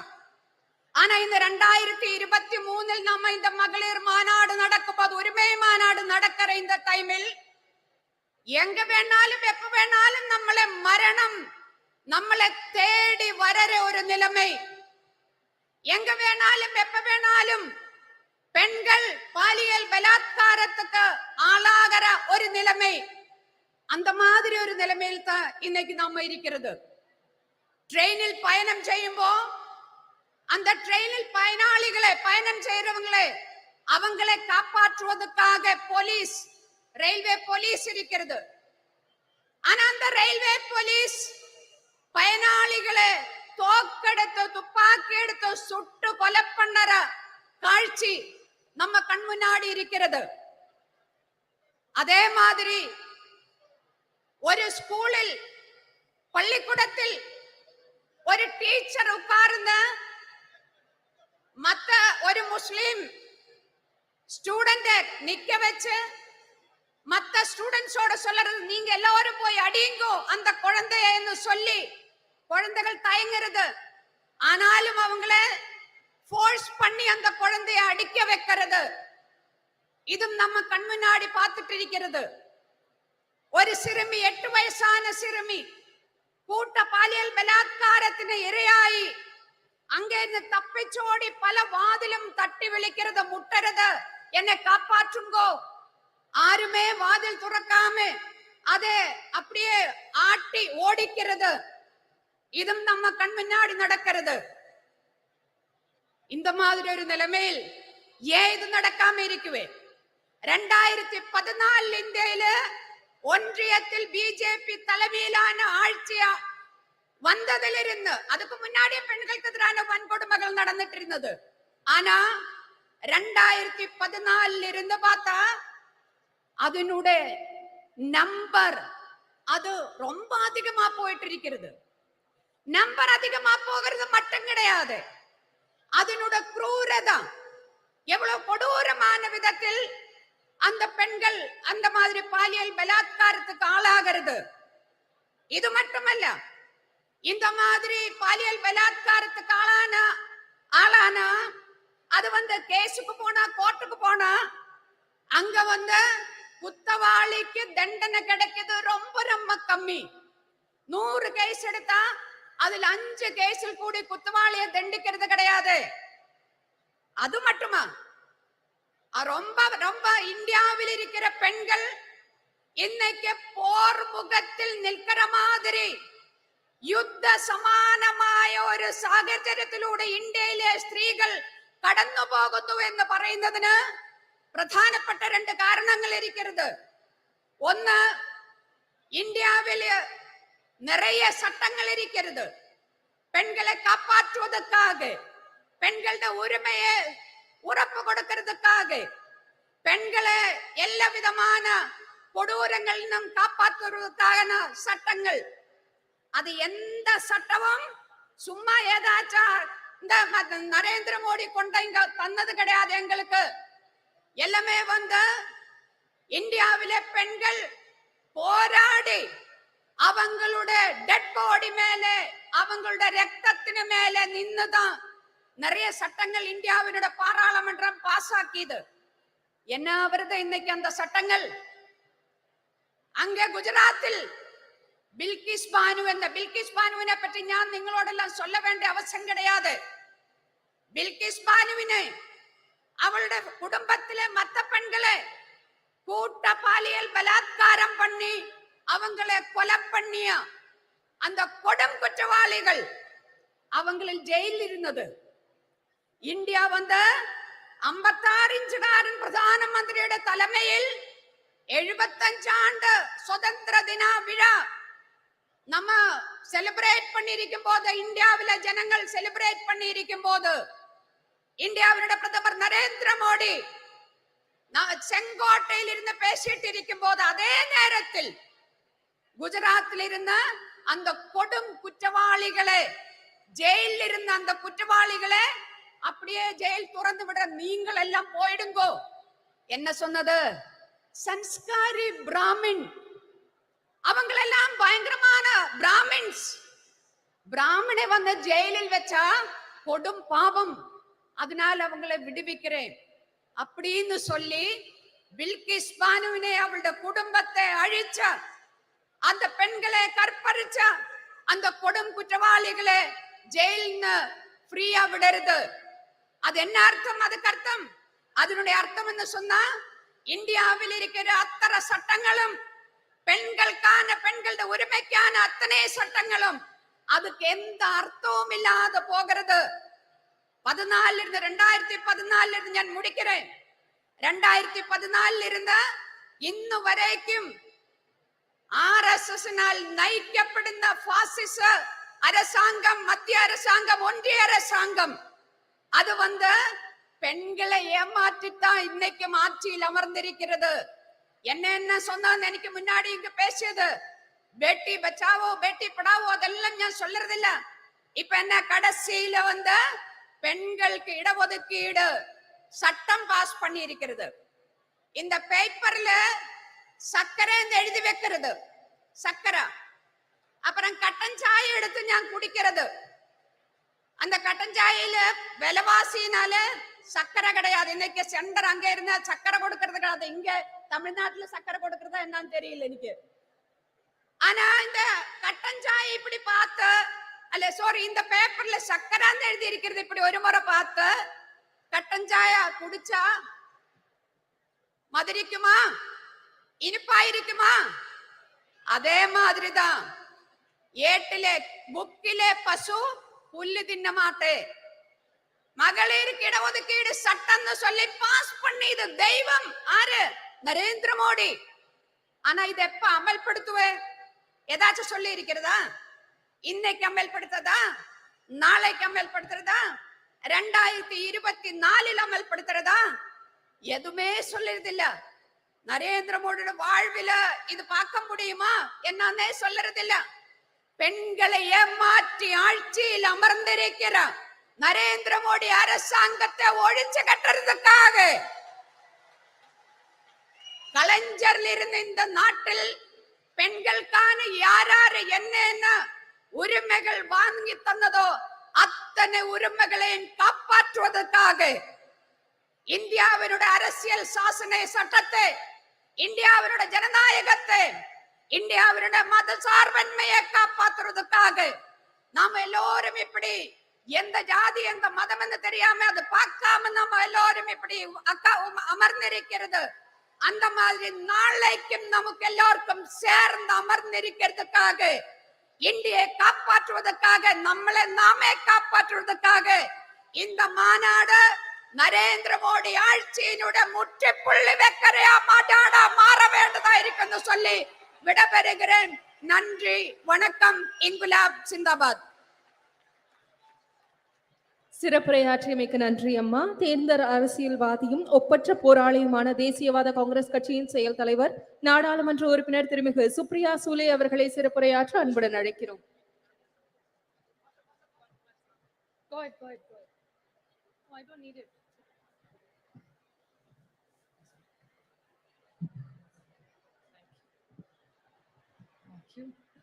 Vanakkam, Chennai. Women's Rights Conference. Talapati MKStalin Anna, Durga Anni, Mehbooba Mufti ji, Priyanka Gandhi ji, Dimple Yadav ji, Subhashini Ali ji, Annie Raja ji, Leshi Singh ji, Rakhi Bidlan, Sushmita Dev, Anubi Sadagiri Kanimozhi, Helen Davidson, Namakkal Rani, all the honorable MPs, ministers, media, DMK leaders and policymakers.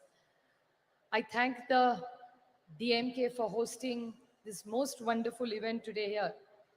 And when I stand here, I must, when I start my speech, pay great honors and respect to Periyar, Annadurai, Kalingnar, Karunanidhi ji on his centenary year, Chhatrapati Shivaji, Shahu Phule Ambedkar, which is the legacy we work, and a very special moment. Sena Tamila Enuma Podinile Imbatetan Vanda Payuda Kadanile.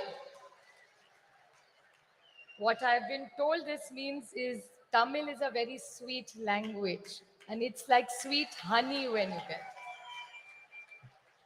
So Tamil, which is a beautiful language, which I fortunately in Parliament am surrounded by DMK. There is Baluji, our leader, who sits in the front, Sonia ji, who sits in the front. Then I have Raja, I have Daya, I have all Sumati, my friend, who sits right behind me, Jyoti Mani. I have all my other friends. I was listing them out. Shabir, who sits right next to me. My younger brother, who's sitting right next to you. All of them. Karti Chidambaram. So sometimes I'm confused whether I'm in NCP or I'm in DMK because I'm surrounded only by DMK. And I'm going to request Stalin Anna that we are fighting for our party and symbol in Maharashtra. So if Maharashtra doesn't get a ticket, I know one ticket I will get is from DMK in the Tamil Nadu here. But it's really wonderful to be here because Tamil Nadu has a rich legacy. It's a state which has done social justice. The state which I come from, of Shau Pule Ambedkar's, you have the same rich legacy of Periyar, Annadurai, and of Karunanidhi ji. So we feel very proud, and I was very blessed and lucky to meet Karunanidhi ji whenever he came to Delhi. So I had the opportunity to take his blessings and learn few things, and the opportunity to work with his children who have such a big legacy of the DMK party. So it's an honor for us to be here. And the beauty of DMK and Tamil Nadu is that here I asked somebody today before coming here, what are the few things the Tamilian pride is? They said our pride is of social justice. We are proud of our language. There is no caste, no religion. It's only our language which fills us together. And I would like to tell MKStalin Anna one thing. That's one thing that the entire DMK in India's parliament stands for is their proud Tamil legacy that they're proud of.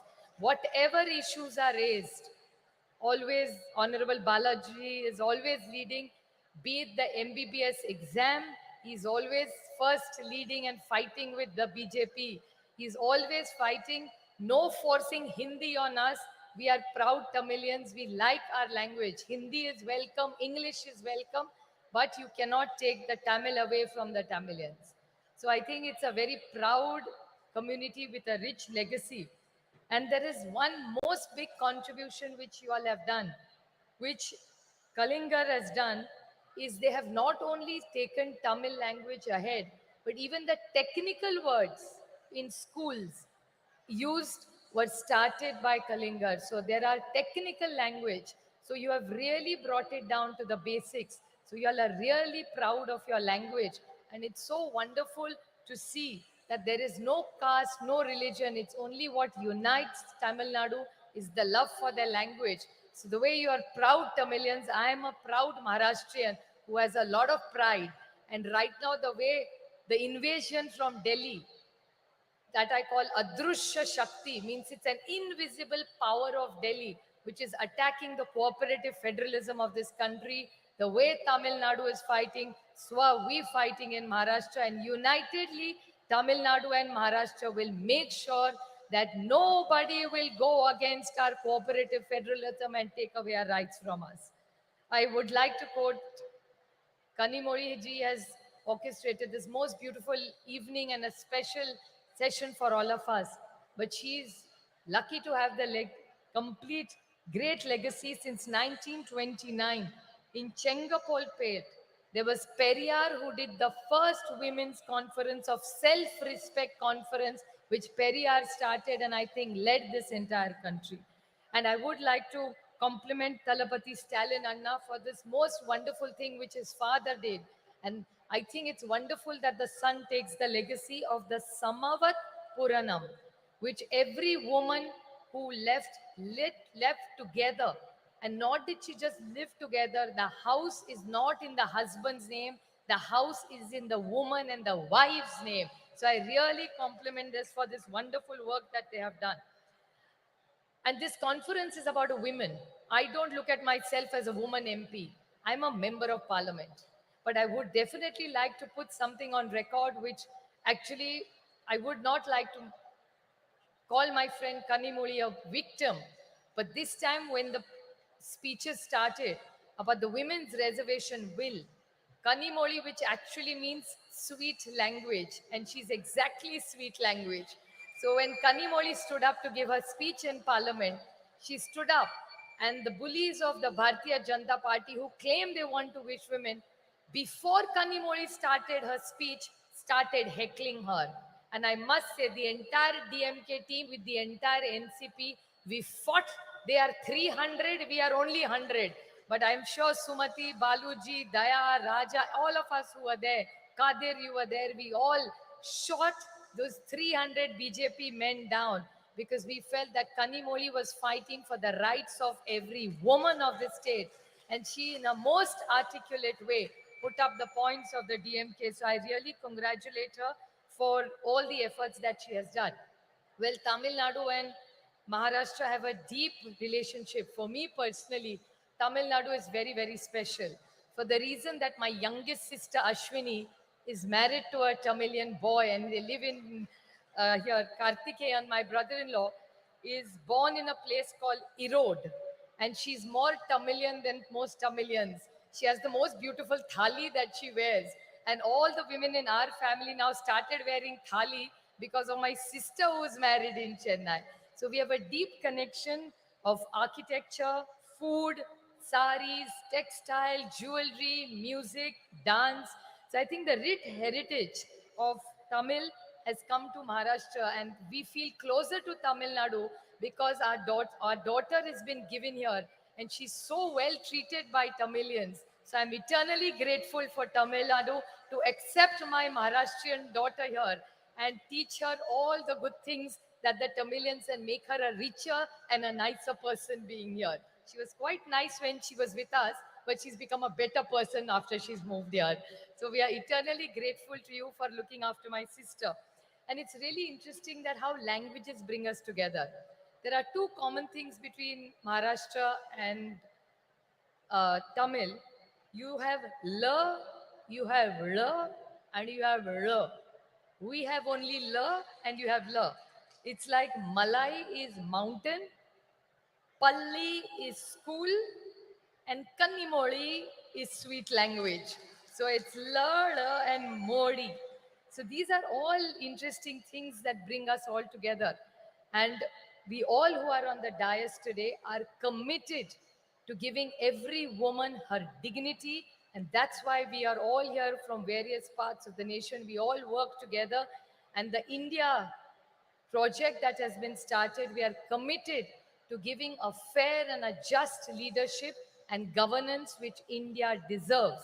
So we are committed, and I thank Thalapati Stalin Anda for all the efforts that he makes. He comes for every India meeting. The first leader to come to the meeting is Baluji and Anna. Most punctual, most eager. Sometimes people are talking in Hindi. They have no clue what is going on. But Anna and Baluji are very meticulously hearing the meeting. In the middle, they will ask me, what are they saying? Then now we keep a translator for them, but they are so meticulously working, most punctual, most disciplined in every India meeting. So every time we meet Anna and Baluji, we always learn something from me. So I'm eternally grateful to the entire DMK team for putting up this most wonderful meeting and hosting us with so much love. Just a last note I would like to remain. When I see so many women, my most favorite thing in the world and the most favorite flower of mine is jasmine.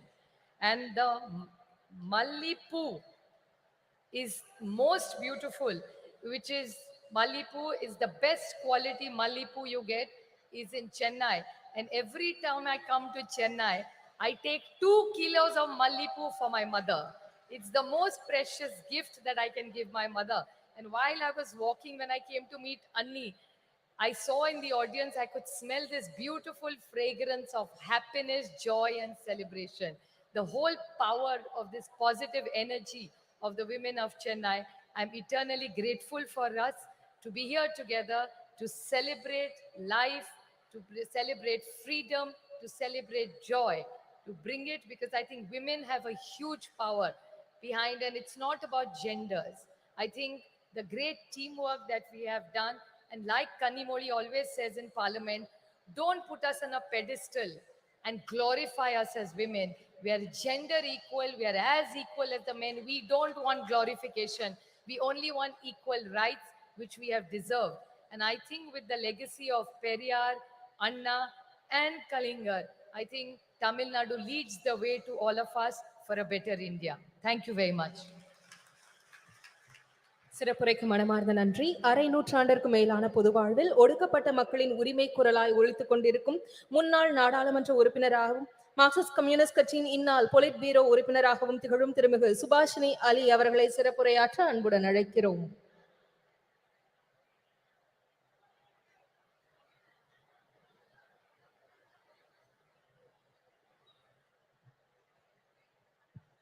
Vanakkam. Honorable Chief Minister Stalin Anna and my dear younger sister Kanimozhi, all the women leaders of India who are on the stage, Mehbooba ji, a woman chief minister of Jammu and Kashmir, we should really pay our respects to her. Priyanka ji, Supriya Sule ji, Dimple Yadav, Annie Raja, Leshi Singh, very, very outspoken Rakhi ji, Sushmita Dev ji, Sayogi Sahodadal, all my Annas and all my Akkas, Neriya Akka, Neriya Anna. I very proud to be here today on a very, very important occasion. Of course, today we are here to remember Kalanyar M. Karunanidhi. But today is a very important day in the history of our country. 14th October is the day that Dr. Baba Sahib Ambedkar, to escape the tyranny of the caste system and Manusmriti, converted to Buddhism. Today is the day of his conversion. So I think that it's a very appropriate occasion for this meeting. Today we are honoring the life and struggles of Sri Karunanidhi, who was a crusader for social and cultural change before he even entered the arena of electoral politics. And even before independence, Tamil Nadu was home to the self-respect movement, to the Justice Party, which in those days challenged the unjust Varnashram Dharma system based on Manusmriti. And Periyar, of course, the great Periyar, was the leader of that movement. But while he spoke about social justice, Periyar never forgot to speak about women. He talked about the slavery of women, and he demanded that women should get equality, not only in property, but also inside the home and inside society also. And that was the struggle started in Tamil Nadu. Periyar was a leader of that struggle, and I'm very proud to say that Comrade Rammurthy, Comrade P. Rammurthy, was also one of the leaders of that struggle. That is the struggle from which Karunanidhi ji emerged. He was a writer, he was a poet, he was a script writer, he was a great journalist, he was a great orator. And after 1965, when the big anti-Hindi agitation took place in Chennai, and I was a witness to that because I was a student in Chennai, and I'm happy to tell you, I was the only Hindi-speaking person who was also supporting that movement in Tamil Nadu. And it was that movement which changed the politics of Tamil Nadu. And the DMK, people like the Karunanidhi ji, they won not only the hearts and minds of the Tamil people, but also their votes. And very soon he became Chief Minister of Tamil Nadu. And he tried to translate the principles of the movement to which he belonged into government policy, which is not easy. He ensured equal property rights for women.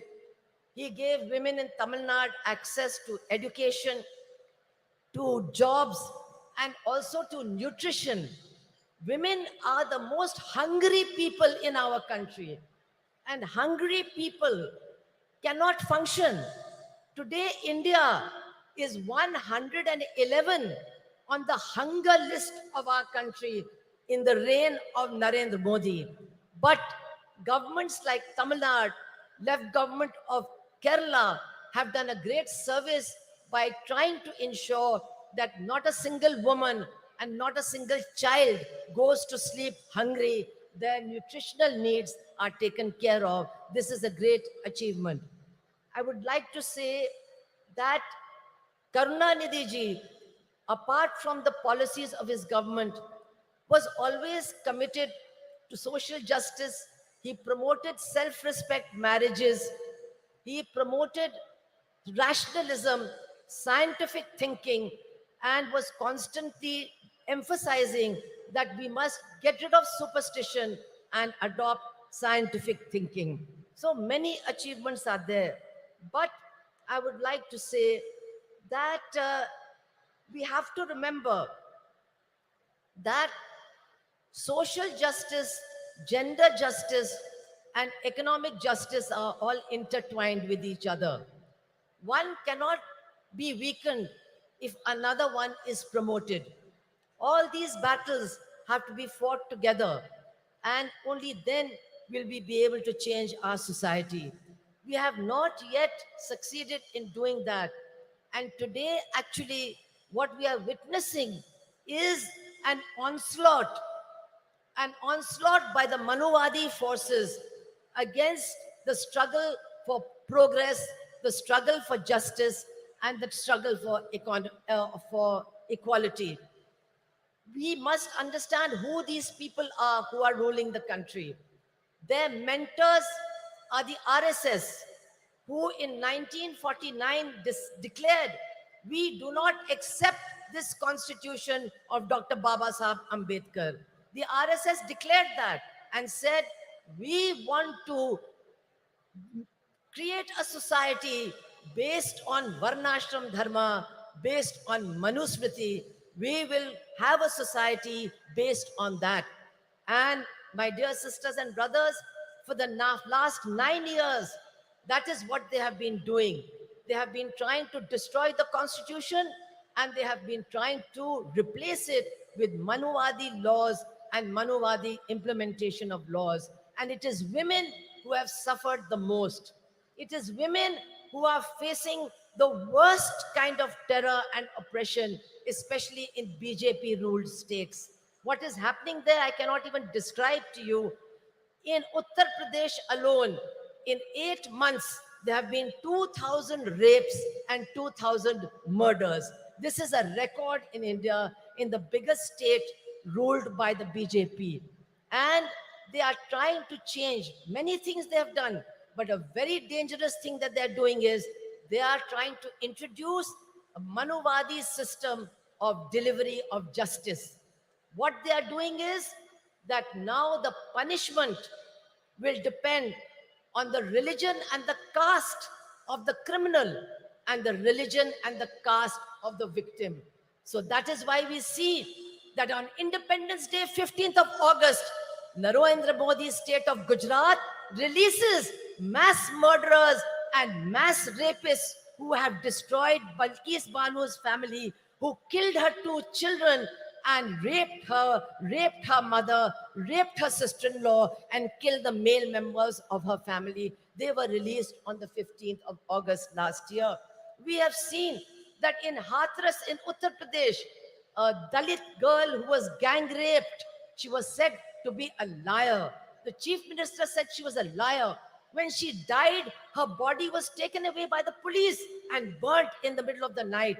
And the 4 people who were arrested, 3 of them have been released because they belong to the same caste as the chief minister of Uttar Pradesh, and the judge says there was no rape.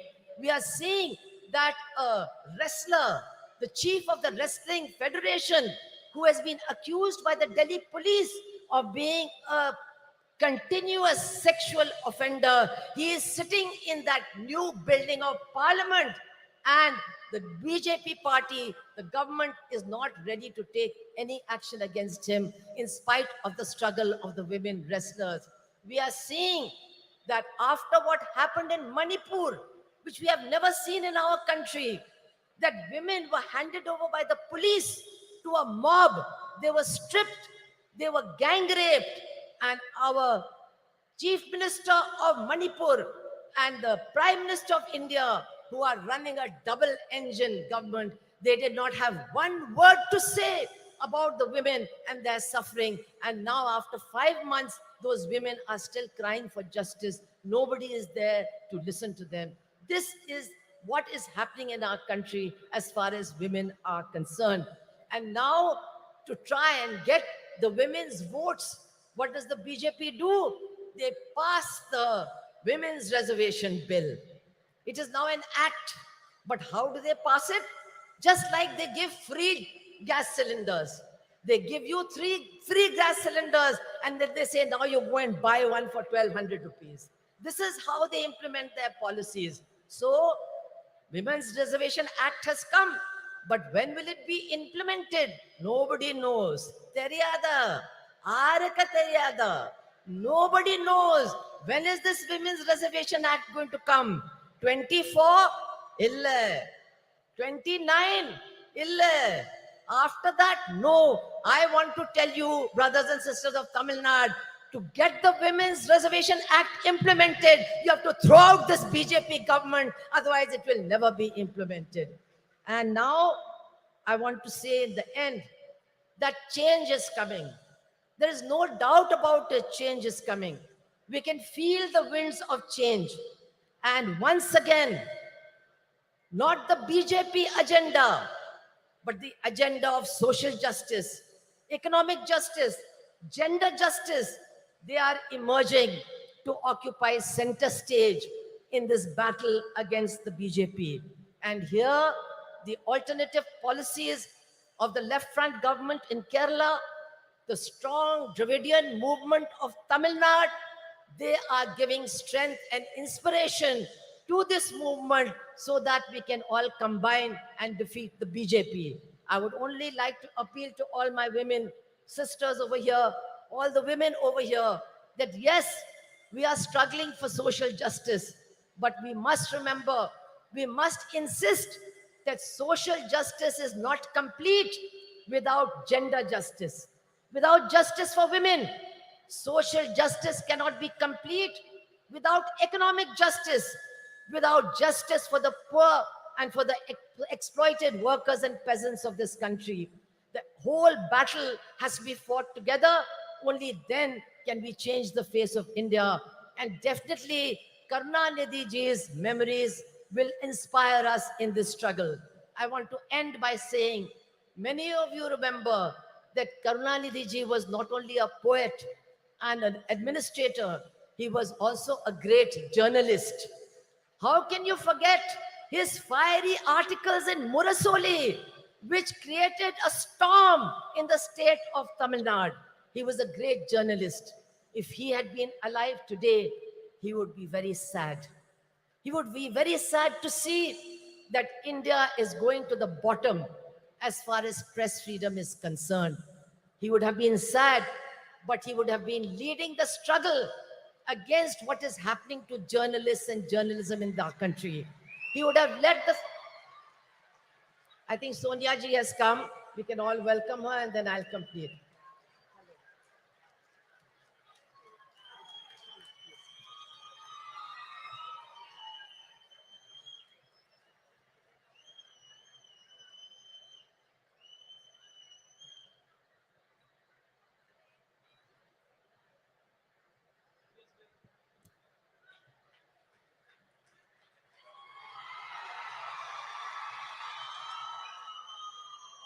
So, as I said, I am going to conclude by remembering Karunanidhi ji as a journalist, his articles in Murasoli, and today he would have been very sad to see the lack of freedom of the press, to see the condition of the media, and to see the way in which media persons are being attacked.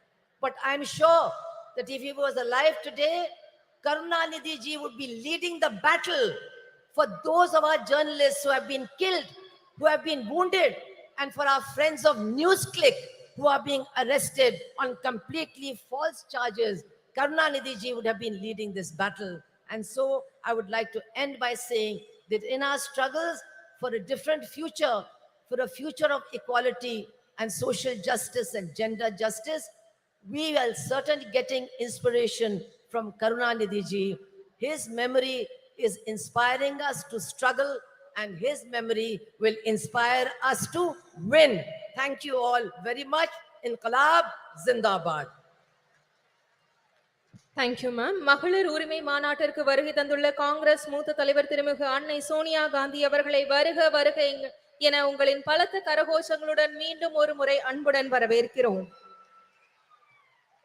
மாண்புமிகு தமிழ்நாடு முதலமைச்சர் அவர்கள் அன்னை சோனியா காந்தி அவர்களுக்கு நினைவு பரிசு வழங்கி சிறப்பிப்பார்கள். அன்னை Sonia Gandhi will be honored by the Honorable Chief Minister of Tamil Nadu.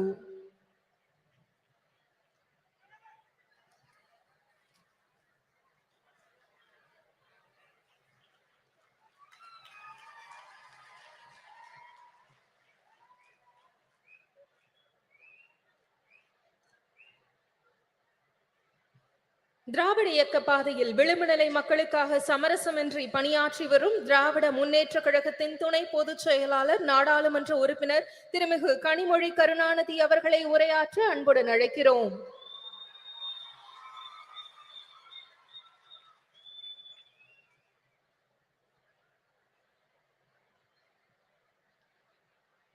சகோதரர்களே, சகோதரிகளே என்று அழைத்தால் அதில் கூட பாகுபாடு வந்துவிடும் என்று உடன்பிறப்பே என்ற ஒற்றை சொல்லால்,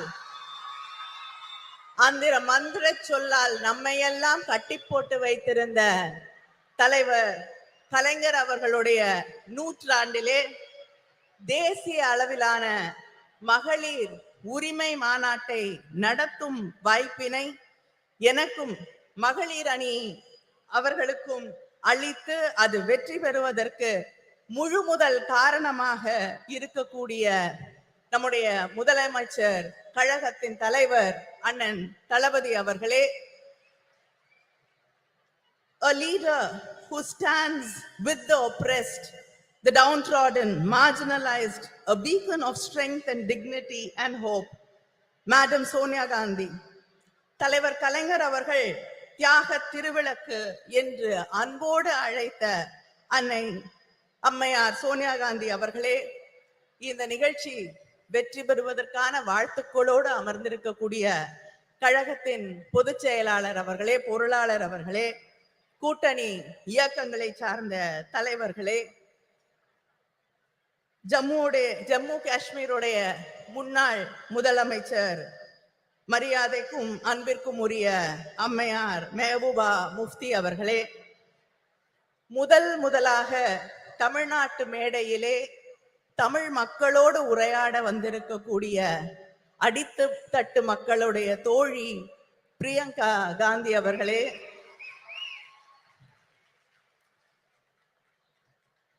my friend and my sister, நாடாளுமன்றத்திலே எல்லோருடைய மரியாதையும் அன்பையும் பெற்றிருக்கக்கூடிய போராளி சுப்ரியா சூலே அவர்களே,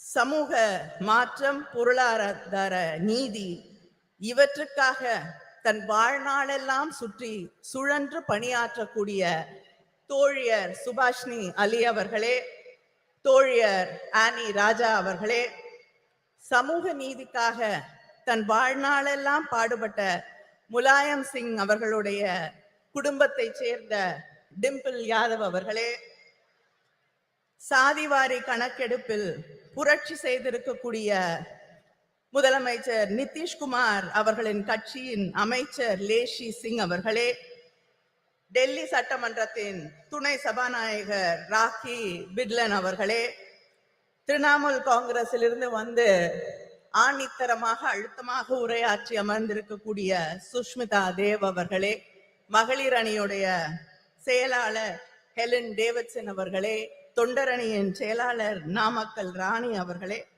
இந்த நிகழ்ச்சியிலே கலந்து கொண்டிருக்கக்கூடிய அமைச்சர் பெருமக்களே, மாவட்ட கழகத்தின் செயலாளர்களே, இந்த கூட்டம் இவ்வளவு வெற்றிகரமாக நடைபெறுவதற்கு அத்தனை உதவிகளையும் செய்து இந்த கூட்ட ஏற்பாடுகளை எல்லாம் முன்னின்று நடத்தி தந்திருக்கக்கூடிய அமைச்சர் மா சுப்பிரமணியம் அவர்களே, அமைச்சர் தாமு அன்பரசன் அவர்களே, இந்த நிகழ்ச்சியிலே லேட்டா வந்தாலும் லேட்டஸ்டா வந்து கலந்து கொண்டிருக்கக்கூடிய இளைஞரணியின் செயலாளர்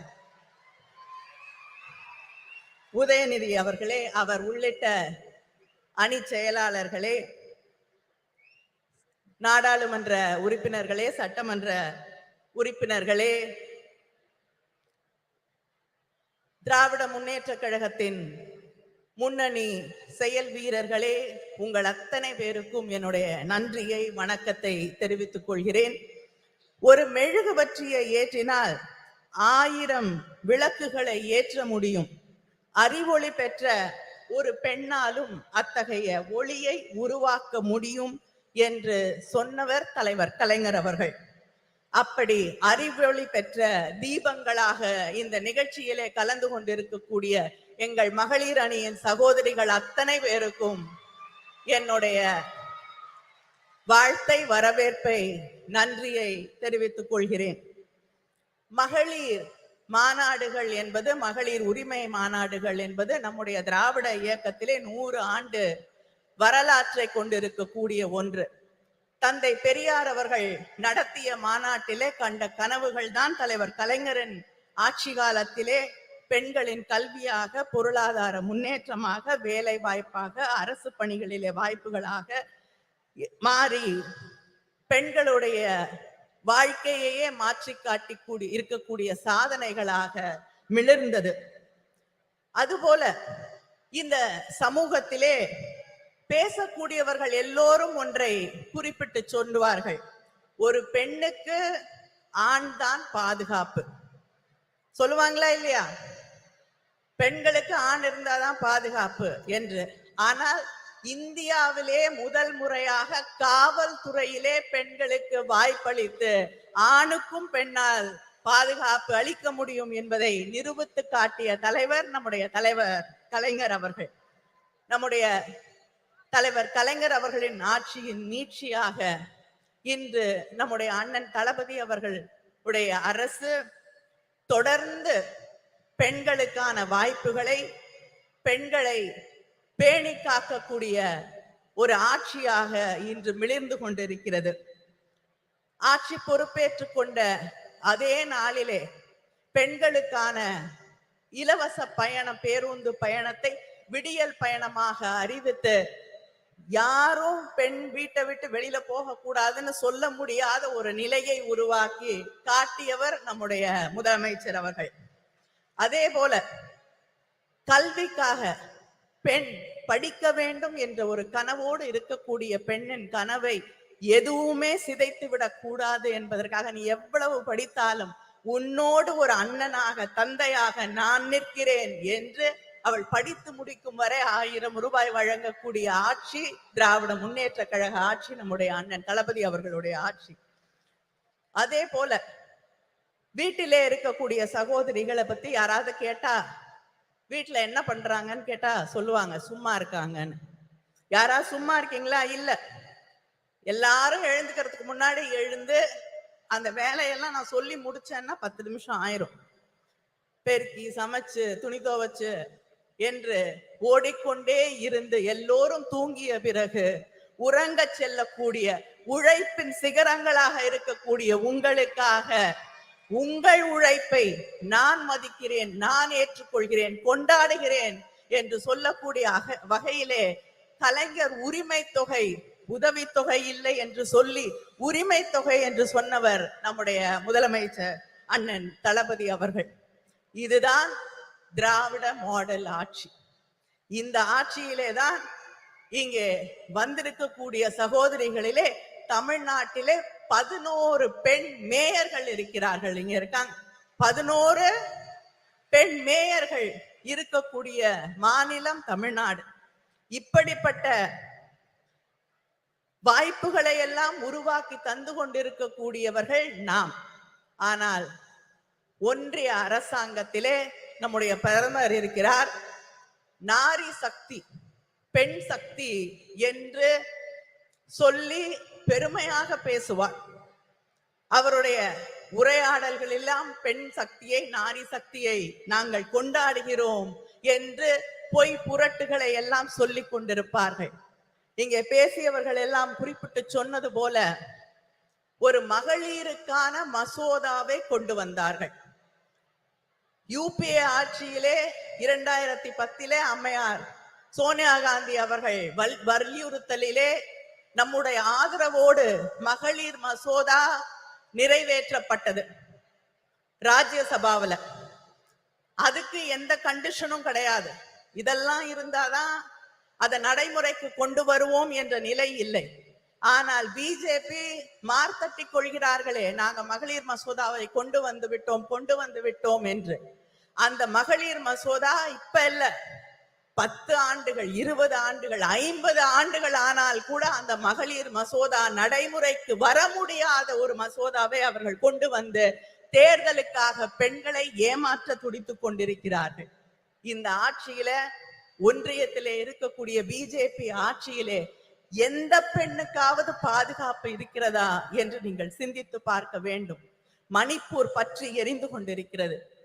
50,000 பேருக்கு மேல் தன் வீடுகளை விட்டு நூற்றுக்கணக்கான முகாம்களிலே வாழ்ந்து கொண்டிருக்கிறார்கள். நானும் சுஷ்மிதா தேவ் அவர்களும் அந்த முகாம்களை சென்று பார்த்த பொழுது அங்கே பெரும்பாலும் பெண்களும் குழந்தைகளும் வாழ முடியாத நிலையிலே சொல்லுனா துயரோடு வாழ்ந்து கொண்டிருக்கிறார்கள்.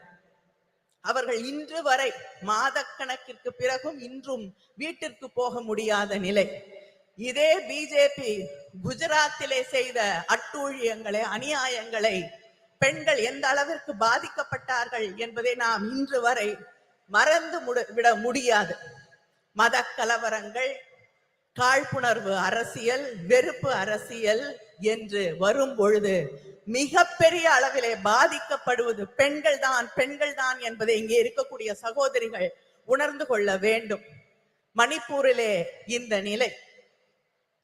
இந்த நாட்டின் முதல் குடிமகள் என்று சொல்லக்கூடிய குடியரசுத் தலைவர், அவங்க இல்லாம அவங்களை அழைக்க கூடாது என்ற அந்த நிலைப்பாட்டோடு பெண், ஒடுக்கப்பட்ட சமூகத்தை சேர்ந்த ஒரு பெண் என்ற ஒரே காரணத்திற்காக அந்த அம்மையார் கோயிலுக்குள்ள போக முடியாது, பாராளுமன்றத்திற்கு வர முடியாது என்று அவமானப்படுத்தப்படக்கூடிய ஒரு நிலை இந்த நாட்டினே முதல் குடிமகளுக்கு நடந்து கொண்டிருக்கிறது என்பதை நாம் மறந்துவிட முடியாது.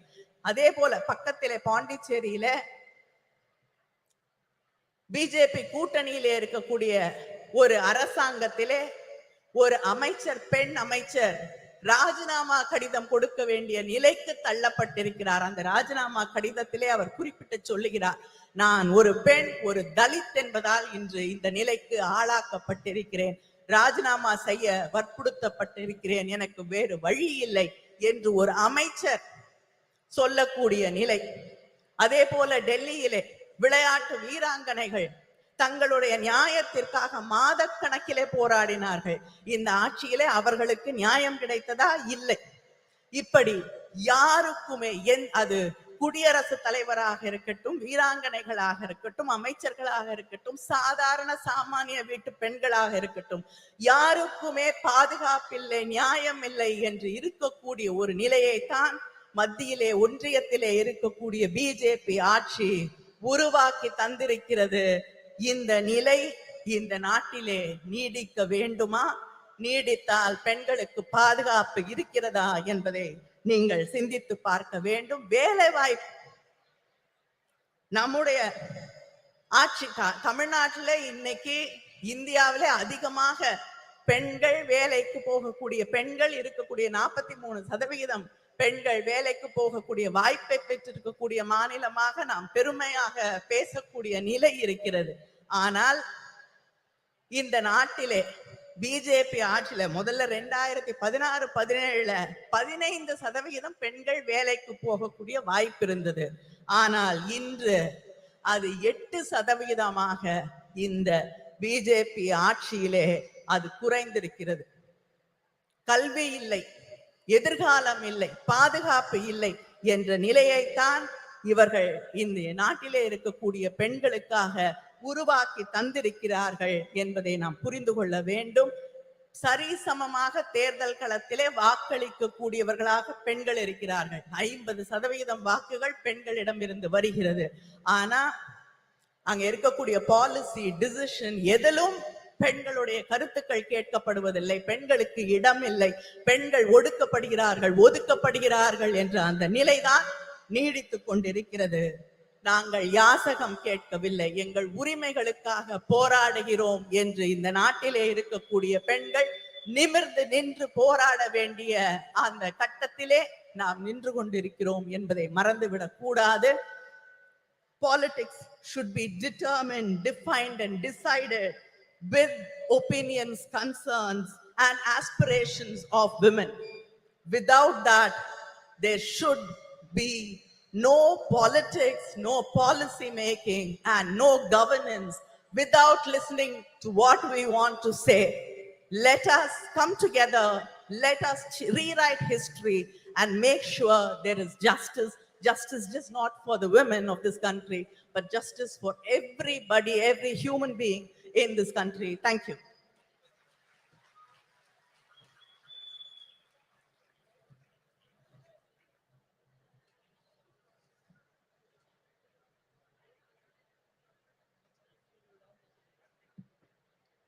சிறப்புரைக்கு மனமார்ந்த நன்றி. இந்தியாவின் எந்த மூலையில் அநீதி இழைக்கப்பட்டாலும் அதற்கு எதிராக குரல் கொடுப்பவர், ஒடுக்கப்பட்ட மக்களின் உரிமைகள் பறிக்கப்படும் போது களத்தில் நின்று போராடுபவர். இந்திய தேசிய காங்கிரஸ் கட்சியின் பொதுச் செயலாளர் திருமிகு பிரியங்கா காந்தி வத்ரா அவர்களை சிறப்புரையாற்ற அன்புடன் அழைக்கிறோம். முதன்முறையாக தமிழ்நாட்டின் மேடையில் திருமிகு பிரியங்கா காந்தி வத்ரா அவர்கள்.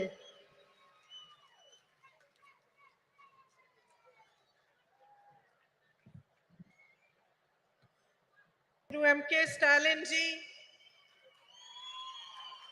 Srimati Sonia Gandhi ji, Tirumati Kanimozhi Karunanidhi ji,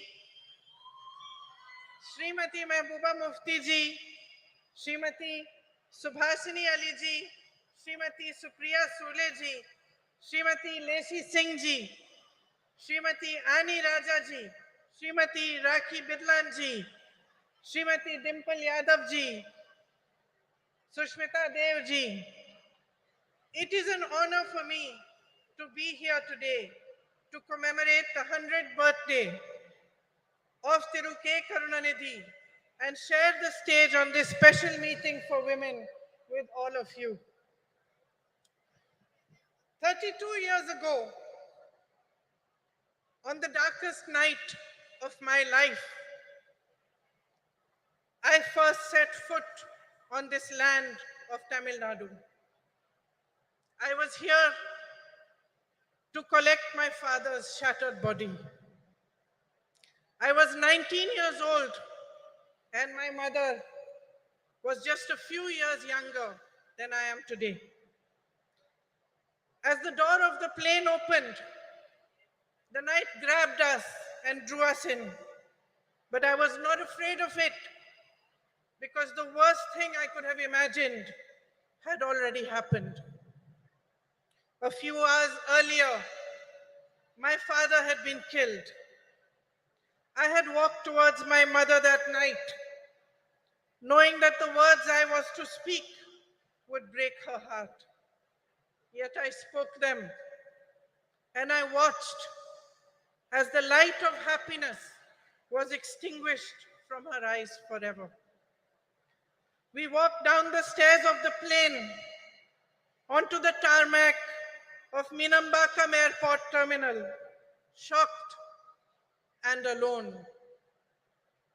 Then suddenly, as if sent by the embarrassed gods who had failed us, a crowd of women dressed in blue saris surrounded us. They were ladies who worked at the airport. They held my mother in their arms and cried inconsolably with her, as if they were all my mothers, as if they too had lost their beloved. In those shared tears, a bond formed between me, between my heart and the women of Tamil Nadu that I can neither explain nor ever erase. Ningal Daniyen Thai, நீங்கள் தான் என் சகோதரி. இங்கே உங்களுடன் இருப்பதை நான் பெருமையாக கருதுகிறேன். இன்று நான் நம் அன்னை வரை பற்றி பேசப் போகிறேன். இந்திய நாட்டின் பெண்களை பற்றி பேசப் போகிறேன்.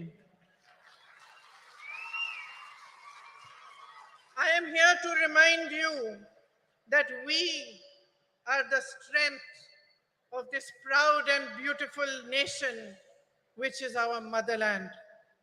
My sisters, no matter how rich we are or how poor we are, no matter whether we live in big cities, small towns, or villages, no matter how well educated we are or how much lack of opportunity we have faced, we are the bedrock upon which our families and our societies are built brick by brick. We are the ones that carry the weight of our society on our shoulders. We do this with grace and courage. We do it with tenacity and strength of will. And our capacity to absorb pain and suffering is immense. We are proud of these qualities which have been passed on in our bones through generations and generations of oppression. But my sisters, I am here to remind you that we are more than this. We are greater than our ability to bear suffering. We are the ones that nurture and hold, that give to our children and to all those around us unfailingly. We are the ones who teach courage, the ones who teach love. It is us who understand forgiveness and us who know how to fight fearlessly in the face of adversity. We are the workforce powering our nation forward, and we are the millions of young women aspiring towards a better future. We know how to rise from the darkest night to claim a new dawn. We have a light within each one of us that is capable of shining brighter than the sun, but that light has never been allowed the freedom and joy to shine in its fullness. It was almost 100 years ago that Tandai Periyar asked, Penien, Adimai Anal, why were women enslaved? Then he answered this question in a series of revolutionary essays in which he wrote about the economic and social enslavement of women. It was he who laid the foundation for the empowerment of women in Tamil Nadu, which Thiru Annadurai and Thiru Karunanidhi carried forward. My sisters, this empowered you, the women of Tamil Nadu, to show the way of emancipation and progress to the rest of India. Yet across our nation, beneath the surface of progress, we are still struggling with the harsh reality of an entrenched patriarchy that ensures the systemic oppression of women. In fact, almost a century after Tandai Periyar's essays were published, that same question looms large before us. Penien, Adimayai Irekiral. Why are women still enslaved? And although I do not have the stature, nor the experience, and the wisdom of Tandai Periyar, my answer is this. I am a woman. We have been taught generation after generation after generation to cede our power to others. We have been taught to talk softly. We have been taught to step aside, to be ashamed of honoring our essence, to take care of everyone else before we show compassion towards ourselves. And unfortunately, my sisters, we have learned these lessons only too well. So well that we have continued to pass them down. We have learned to define ourselves through the eyes of the hierarchy that was instilled in us. And by doing so, we have allowed and enabled our own oppression. We ourselves have forgotten that the root of discrimination of any kind, whether it is based on color, creed, caste, or gender, is an inability to honor the truth that equality and personal dignity are neither a privilege nor a gift, but a natural endowment of life. Today, there is much talk about empowerment, as every political party begins to realize that women can become a formidable collective force that shapes our nation's future. But they still look towards us with greed. Greed for votes and the greed to capture our power and use it to keep us down. On your behalf today, my sisters, I demand more. I demand that we own our power. On your behalf, I demand the immediate implementation of the Women's Reservation Bill. We, the women of India, have no more time to waste. It is our right to be counted in the political process.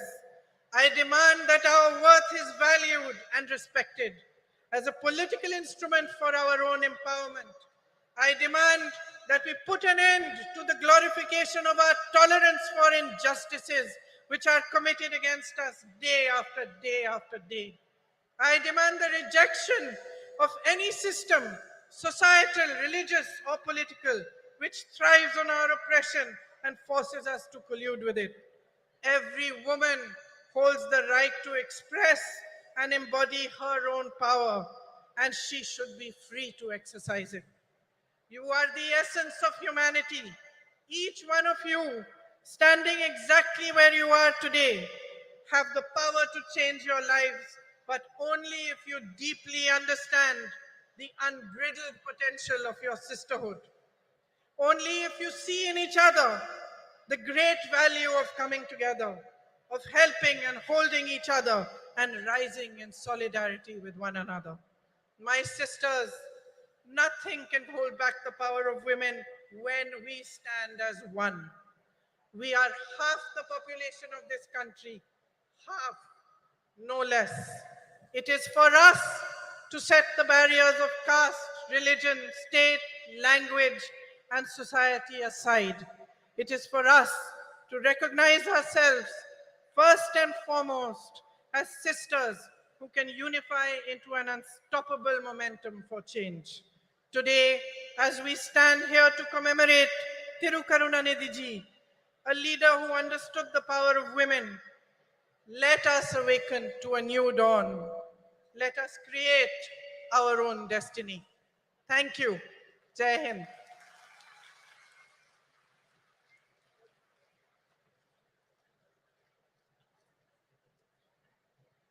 முதன்முறையாக தமிழ்நாட்டின் மேடையில் தமிழிலும் இணைந்து சிறப்புரையாற்றியமைக்கு மனமார்ந்த நன்றியினை தெரிவித்துக் கொள்கிறோம். ஜனநாயக பற்றாளரும் ஜம்மு காஷ்மீர் மக்களின் பாதுகாப்பிற்காக அயராத பணியாற்றி வரும் முன்னாள் முதலமைச்சரும் மக்கள் ஜனநாயக கட்சியின் தலைவருமான திருமிகு மெஹபூபா முஃப்தி அவர்களை சிறப்புரையாற்ற அன்புடன் அழைக்கிறோம். It is great pleasure to extend a warm invitation to திருமிகு Mehbooba Mufti to deliver her special address.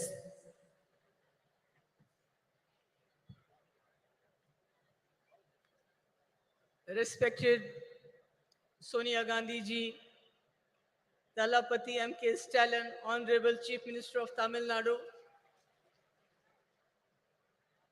Kanimozhi Karunanidhi ji, Priyanka Gandhi ji, Supriya Sole ji, Dimple Yadav ji, Subhasni Ali ji, Annie Raja ji, Miss Lesh Singh ji, Miss Rakhi Bidlan ji, and Miss Sushmita Dev ji, and all my brothers and sisters. I don't know whether I should call Akka and Anna. Is that right?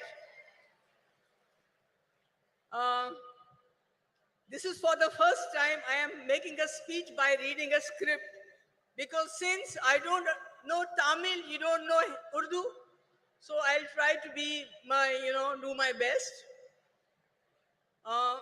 It's an honor for me to attend the 100th birth anniversary of Kalaingar Karunanidhi ji and to speak on a subject that is incredibly close to my heart, not just because I am a woman, but because I have gone through all that a woman has to endure during the life since the time she is born. Most people assume that women from privileged backgrounds like me have it easy, but that's not the case. Every woman, regardless of her religion, social status, caste, creed, and color, undergoes tremendous challenges, sometimes simply to survive, let alone thrive. And I am sure the galaxy of women here will vouch for that. Even though born with privileged backgrounds, we have to work very, very hard, Female infanticide, child abuse, discrimination at home, discrimination at workplace, dowry, deaths, rape, violence, and other atrocities keep happening to all of us. And one cannot simply state enough the huge role Karunanidhi ji played towards the emancipation and upliftment of women. His crusade in this direction started much before he entered politics. Even as a writer, blessed with a razor-sharp intellect, his scripts were ahead of his times. They strongly advocated equal rights for females and also helped in removing social stigmas and taboos associated with women by renouncing religious patriarchy. The empowerment of women was an integral and crucial part of his idea of social justice. Some of the path-breaking reforms that he introduced were free education for girl child, encourage remarriage of women, rehabilitate widows, encourage their remarriage, induct them into police force, reservation in local governance and government jobs, and also setting up self-help groups. Such was his vision and compassion that he went a step further in his efforts to bring in social security schemes for transgenders who are looked down upon in our society. I am pleased that his son and current Chief Minister, Stalin ji and Kanimozhi are carrying forward their father's legacy. Many initiatives besides the initiatives like providing free bus, monthly financial assistance to girls studying in government schools, 1,000 rupee to housewives who are heading the family. What is really remarkable is his latest decision to certify women priests, 3 women priests. This is something remarkable. It is happening at a time when women are not allowed to enter religious places, whether they are Hindus or Muslims or whatever. This is really admirable, and I salute for this to you. And as far as I am concerned, I was chief minister just for 3 years, and I tried to bring in certain schemes for the girls. One was providing exclusive buses to the women, not free, but exclusive. But women had a sigh of relief because I know, and these women know, what we have to go through when we travel by public transport. I think we all know what happens to us. So the women were relieved. Then I introduced a scooty, 50% subsidy to meritorious girls, college-going girls coming from very poor backgrounds. And today when I see the young ladies on the scooty going with their fathers sitting behind them, their brothers sitting behind them, I mean, it brings a smile, which is a very difficult thing in Jammu and Kashmir after 2019, when everything was snatched from us, what this great country had given us, what the Indian Constitution had given us. The people of JNK have stopped smiling, except when Rahul ji came with his brigade, this Bharat Jodo Yatra. I saw the smile on the faces of Kashmiris, from the faces of Jammu people after a long time. And then one more thing which I did during my tenure was to waive off stamp duty on the land that was purchased in the name of women. Can you imagine how many people started purchasing land in the name of their wives, their daughters, their sisters, instead of their sons? It was something, that 95% of the land was purchased in the name of women. But after I was gone, all these schemes were overturned and nothing is left today. Today, when I am talking, making a speech at this point of time, there are conflicts going around the world. There are wars going in many parts of the world, like Palestine, Israel, Ukraine, Russia, and not to forget what is happening in our backyard, Manipur. And women are the worst sufferers when these wars take place, because not only do they suffer during these conflicts, they are left to pick up the pieces afterwards. So, when I look at our country today, I feel the women in our country are not in a good place. They are suffering because the government and the center, the economy is going down, the inflation is going up, unemployment is going up, everything is breaking the backbone of the housewife who has to make the two ends meet. She has to provide for the family. And to add to all this, the government at the center, which has failed to fulfill the promises they had made. During UPA, there was 450 rupees per cylinder. Now it is 1200 rupees. Petrol has gone 100 rupees above. Who is suffering the most? The housewife. And to add to all of this, the present government, the Modi government, is trying to divert the attention from all these problems by their sinister design of injecting hatred, venom into the society through the youngsters of the poorest of poor. These poor boys are encouraged. They are provoked to lynch the people of other communities. They are garlanded. The people, the sons, the daughters of the ruling party are studying good education in and abroad. They are having good jobs, lucrative jobs. They are getting good contracts. And if they don't have a job, then they go and head the sports bodies of our country. But what about the poor children? They are pushed into implementing their sinister agenda of divide between Hindus and Muslims. And this is really tearing apart our society. And again, it has a very, very drastic effect on the women folk. Because any person who commits a crime, he is a criminal. Whether he goes to jail or not, so they are criminalizing the whole society at this point of time. So, my point is that if and when, inshallah, I hope that the India alliance will come to power, and Rajiv Gandhi ji has already sown the seeds of 33% reservation in panchayats.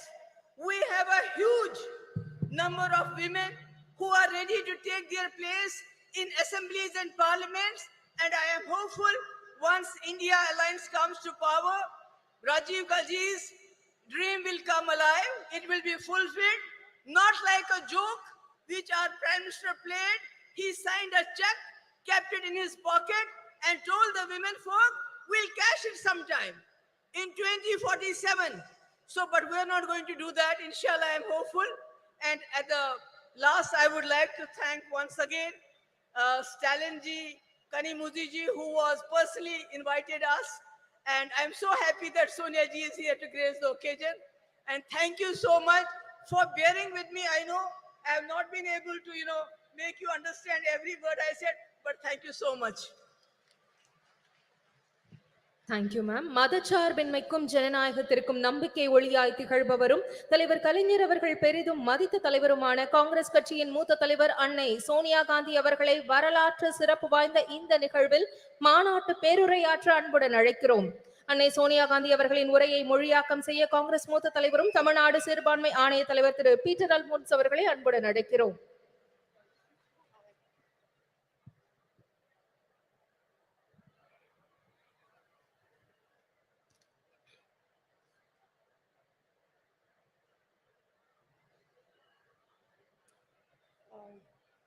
I think it's too high, no?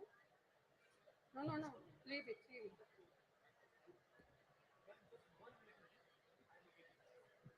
Then it will be too low.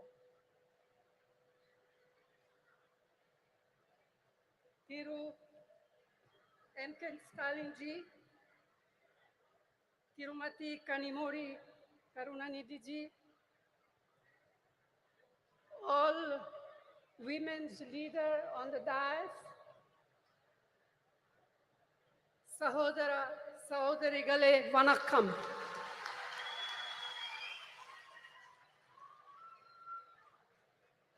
Thank you, Chief Minister of Tamil Nadu, MKStalin, for inviting me to this Women's Rights Conference. We are assembled here to commemorate the work and memory of the great son of India, Thiru Dr. K. Karunanidhi, lovingly called Kalendya. மாண்புமிகு ஸ்டாலின் அவர்களே, அன்பிற்குரிய கனிமொழி அவர்களே, மேடையிலே அமர்ந்திருக்கக்கூடிய மகளிர் தலைவர்களே, இந்த அருமையான நாளில் ஒரு மாபெரும் தலைவருடைய 100 ஆண்டு விழாவை முன்னிட்டு நடத்தப்படுகின்ற இந்த மகளிர் உரிமை மாநாட்டிற்கு என்னை அழைத்த முதலமைச்சர் ஸ்டாலின் அவர்களுக்கு என் நெஞ்சார்ந்த நன்றியினை தெரிவித்துக் கொள்கிறேன். A leader of many talents, a writer, a poet, a journalist, a chief minister of many terms, but above all, a leader who believed deeply in the upliftment of the deprived. தன்னுடைய வாழ்க்கை முழுமையும் ஏழை எளிய மக்களுக்காக உழைத்தவரும் இந்திய தாயினுடைய தவப்புதல்வர்களில் ஒருவரும் நம்மால் அன்போடு கலைஞர் என்று அழைக்கப்படக்கூடியவருமான அருமைக்குரிய தலைவர் கலைஞர் அவர்கள் ஒரு பன்முகத்தன்மை கொண்ட ஒரு மாபெரும் தலைவர். ஒரு எழுத்தாளராக, ஒரு பத்திரிகையாளராக, ஒரு முதலமைச்சராக, ஒரு நிர்வாகியாக அவர் ஆற்றிய பணிகள் மகத்தான பணிகள். He believed in equality of all, regardless of faith, caste, language, or region. And ahead of his time, he was a champion of gender equality, which has now become something of a national movement. மாநிலம், மொழி, சாதி, மத நம்பிக்கை இவற்றிற்கெல்லாம் அப்பாற்பட்டு எல்லோரையும் சமத்துவமாக பார்க்கக்கூடிய ஒரு அருமையான தத்துவத்திலே அவர் நம்பிக்கை கொண்டிருந்தார். தன்னுடைய வாழ்நாளின் போது அதிகமாக பேசப்படாத பாலின சமத்துவத்தை அவர் சிந்தித்து அதற்காக போராடுகின்ற ஒரு போராளியாக தன்னை அடையாளப்படுத்திக் கொண்டார். இன்று அது ஒரு தேசிய இயக்கமாக கொண்டாடப்படுகின்ற சூழ்நிலை உருவாகி இருக்கிறது. Our women have made India proud in multiple fields and sectors, in spite of the shackles of tradition, patriarchy, and culture that stood on the way. This struggle for equality has had many ups and downs. But today, Indian women shine in many spheres. To mention just a few: science, knowledge, skills, culture, and sports, and politics. And above all, as centers of our families and leaders of people. நம்முடைய பெண்கள் இந்தியாவிலே மிக மகத்தான சாதனைகளை செய்திருக்கிறார்கள். மரபு வழி சமூகம், ஆணாதிக்க சமூகம், கலாச்சாரம் என்கிற தடைகளை எல்லாம் மீறி அவர்கள் மிக அருமையான சாதனைகளை செய்து முடித்திருக்கிறார்கள். இந்த நீண்ட நெடிய போராட்டத்தில் ஏற்றங்களும் இருந்திருக்கின்றன, இரக்கங்களும் இருந்திருக்கின்றன. ஆனால் இன்று இந்திய பெண்கள் பல்வேறு துறைகளிலே ஒளிர்கிறார்கள். சிலவற்றை சொல்ல வேண்டும் என்று சொன்னால், விஞ்ஞானத்திலே, அறிவிலே, ஆற்றலிலே, கலாச்சாரத்திலே, விளையாட்டிலே, இவை எல்லாவற்றிற்கும் மேலாக நம்முடைய குடும்பத்தினுடைய மைய பொருளாக, மக்களுடைய தலைவர்களாக அவர்கள் ஆற்றுகின்ற பணி மகத்தானது. இருந்தாலும் கூட இந்த போராட்டம் இன்னும் நீண்ட தூரம் பயணிக்க வேண்டும். இன்னும் பல்வேறு தடைகளை தாண்ட வேண்டும். Yet, we all know this struggle continues, and there are many more frontiers to cross, especially for our disadvantaged sisters. இருந்தாலும் நம்முடைய ஏழை எளிய சகோதரிகள் இன்னும் ஏராளமான தடைகளை தாண்டித்தான் இந்த சமத்துவத்தை பெறுவதற்கான சூழ்நிலை உருவாகி இருக்கிறது. The remarkable non-violent freedom struggle led by Mahatma Gandhi placed a strong emphasis on gender equality. In 1928, the draft constitution was being crafted under the chairmanship of Motilal Nehru, and the Karachi Resolution of 1931, framed by Jawaharlal Nehru. Both these documents championed women's rights, advocating for equal voting rights, political and economic rights, and fair wages. They laid the foundation for women to play an equal role in our nation's building. They embodied the promise of universal suffrage, gender equality, and the socialist equitable society. And this spirit continued when the Constitution of India, under the leadership, chairmanship of Dr. B.R. Ambedkar, was ultimately framed. Mahatma காந்தியினுடைய தலைமையிலே ஏற்றுக்கொள்ளப்பட்ட சாத்வீகமான வன்முறையற்ற சுதந்திர போராட்டம் மகளிர் சமத்துவத்தை முன்னிலைப்படுத்தியது. 1928 அரசியல் சாசன சட்ட வரைவு மோதிலால் நேரு அவர்கள் தலைமையிலான குழு தயார் செய்து அந்த அறிக்கையை சமர்ப்பித்தது. அதற்கு பிறகு கராச்சியிலே நடந்த அகில இந்திய காங்கிரஸ் மாநாட்டில் இந்த தேசத்தினுடைய முதல் பிரதமர் ஜவஹர்லால் நேரு அவர்கள் கராச்சி தீர்மானம் என்கிற பெயரிலே வடிவமைக்கப்பட்ட தீர்மானங்கள், இந்த இரண்டு ஆவணங்களும் பெண்களுடைய உரிமைகளை கொண்டாடுவதிலும் அவர்களுக்கு வாக்குரிமை அளிப்பதிலே சமத்துவம் வழங்கப்பட வேண்டும் என்பதையும், பொருளாதாரத்திலும் அரசியலிலும் செயல்பாடுகளிலே அவர்களுக்கு சரியான பங்கு தரப்பட வேண்டும் என்பதையும் வலியுறுத்தியது. இந்த இரண்டு ஆவணங்களும் தந்த அடிப்படையில் தான் நம்முடைய பெண்கள் ஒரு மிகப்பெரிய ஒரு சமூக மாற்றத்திற்கான முன்னெடுப்பை நோக்கி பார்க்க ஆரம்பித்தார்கள். இதைத்தான் எல்லோருக்குமான வாக்குரிமை, பாலின சமத்துவம், சோசலிச அறம் சார்ந்த சமூகம், இவைகளெல்லாம் அந்த இரண்டு ஆவணங்களில் சொல்லப்பட்ட அந்த விஷயங்கள் தான் பாபா சாஹேப் டாக்டர் அம்பேத்கர் அவர்கள் இந்திய அரசியல் சாசன சட்டத்தினை வரையறுக்கின்ற போது இந்த தத்துவங்களை உள்ளாங்கி அதை மேலெடுத்து செல்லக்கூடிய சூழ்நிலை ஏற்பட்டது. Who can forget what our first Prime Minister, Jawaharlal Nehru, once said, I quote, "If you educate a man, you educate one individual.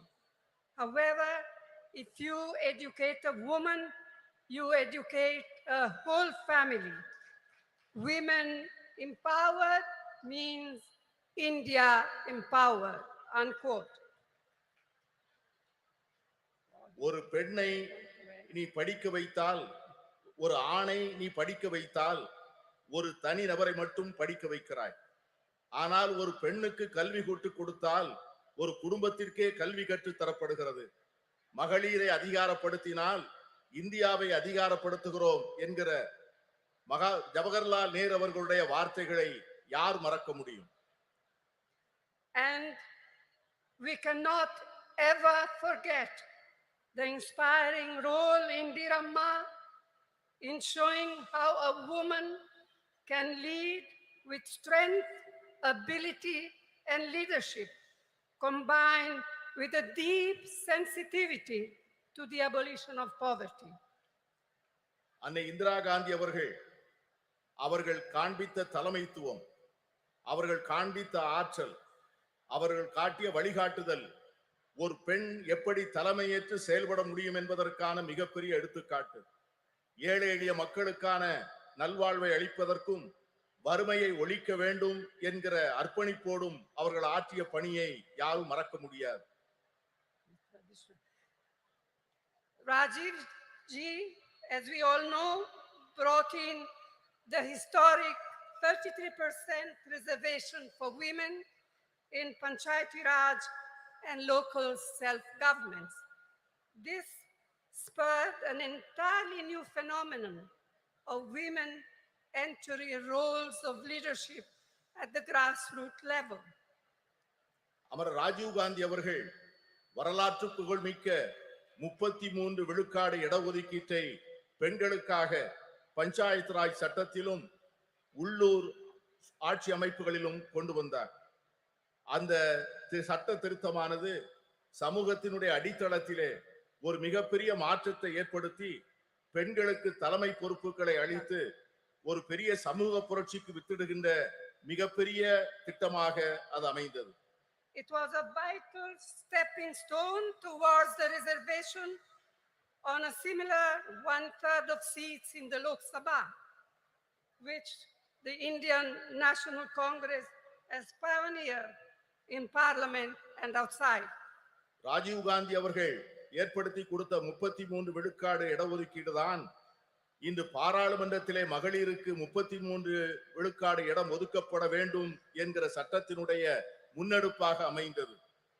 இந்த சட்டத்தை நிறைவேற்றுவதற்காக இந்திய தேசிய காங்கிரஸ் கட்சி பாராளுமன்றத்திற்குள்ளே பல முயற்சிகளை மேற்கொண்டது. The Women Reservation Bill introduced by the UPA, by UPA 2, was passed by the Rajya Sabha, but a lack of consensus prevented it from being passed in the Lok Sabha. Now, the Women's Reservation Bill has finally been passed due to our relentless persistence, all of us, not just Congress, our relentless persistence and effort. But as we all know, it has still a long way to come. And as Mehbooba ji said, and as many of us, Member of Parliament, said in our intervention in Parliament, when is the bill now going to be implemented? In 1 year, in 2 years, in 3 years? We have no idea. Yes, I can see that some of you men are happy, but we are not. We women are not. And we are going to fight for it till we eventually get there, whether you men like it or not. மகளிர் இடஒதுக்கீட்டுக்கான சட்டம் ஐக்கிய முற்போக்கு கூட்டணி அரசால் 2010 March மாதம் 9ஆம் தேதி மாநிலங்களவையிலே நிறைவேற்றப்பட்டது. ஆனால் மக்களவையிலே ஒரு கருத்தொற்றுமையை உருவாக்க முடியாத காரணத்தினால் அந்த சட்டத்தினை நிறைவேற்ற முடியவில்லை. இப்பொழுது இந்த சட்டம் நிறைவேறியிருக்கிறது என்று சொன்னாலும் கூட இந்த சட்டத்திற்காக நாம் எடுத்துக்கொண்ட முயற்சிகளும் நாம் கொடுத்த அழுத்தங்களும் அதிகம். இங்கே பேசிய பல்வேறு உறுப்பினர்கள் பேசியது போல இந்த சட்டம் என்றைக்கு நடைமுறைக்கு வரும், என்று அமுல்படுத்தப்படும் என்கிற ஒரு தெளிவே இல்லாத ஒரு சூழ்நிலையிலே இந்த ஆண்டா அடுத்த ஆண்டா இன்னும் சில ஆண்டுகள் கழித்தா என்கிற ஒரு நிரந்தரமற்ற தன்மையிலே இந்த சட்டம் உருவாக்கி இருப்பது நாளை வருகின்ற இந்தியா கூட்டணி வந்துதான் இந்த சட்டத்தை நிறைவேற்றி தர வேண்டிய சூழ்நிலையை உருவாக்கும் என்கிற எண்ணத்தை தருகிறது. I'm glad to be able to say here today that the government of Tamil Nadu under Thiru Annadurai and then Thiru Karunanidhi laid the foundations of incredible changes in status and opportunity for women. Today, Tamil Nadu stands as a beacon of women's equality and women's development. அறிஞர் அண்ணா அவர்களுடைய தலைமையிலே அமைந்த அரசும் அதனை தொடர்ந்து கலைஞர் கருணாநிதி அவர்கள் தலைமையிலே தொடர்ந்த அரசும் எடுத்து கொடுத்த முன்னெடுப்புகளும் செயல்படுத்திய திட்டங்களும் பெண்களுடைய வாழ்க்கையிலே பல புரட்சிகரமான மாற்றங்களையும் முன்னேற்றங்களையும் தந்திருக்கிறது. அதன் அடிப்படையில் தான் இன்று தமிழ்நாடு இந்தியாவே புகழ்ந்து கொண்டாடக்கூடிய மகளிர் உரிமைகளிலும் மகளிருடைய சமத்துவத்தையும் கொண்டாடக்கூடிய ஒரு ஒளி விளக்காக திகழ்கிறது என்று சொன்னால் அது மிகையாக. In his historic 5 terms as Chief Minister of Tamil Nadu, Thiru Karunanidhi brought the provision of reservation for women in the police way back in 1973. வரலாற்று புகழ்மிக்க 5 முறை முதலமைச்சராக இருந்த கலைஞர் அவர்களுடைய ஆட்சி காலத்தில்தான் பெண்களுடைய காவல்துறையிலே பெண்களுடைய பங்கை அவர்கள் உறுதி செய்தார்கள். இன்று தமிழகத்திலே இருக்கின்ற காவல்துறையிலே 1/4 பங்கு பெண்களாக இருப்பது எவ்வளவு பெருமைப்படக்கூடிய ஒரு செயல். Today, 1/4 of its police force of Tamil Nadu police force are women. இன்று இருக்கின்ற காவல்துறையினரில் 1/4 பங்கை சார்ந்தவர்கள் பெண்கள் என்கிற சூழ்நிலை இருக்கிறது.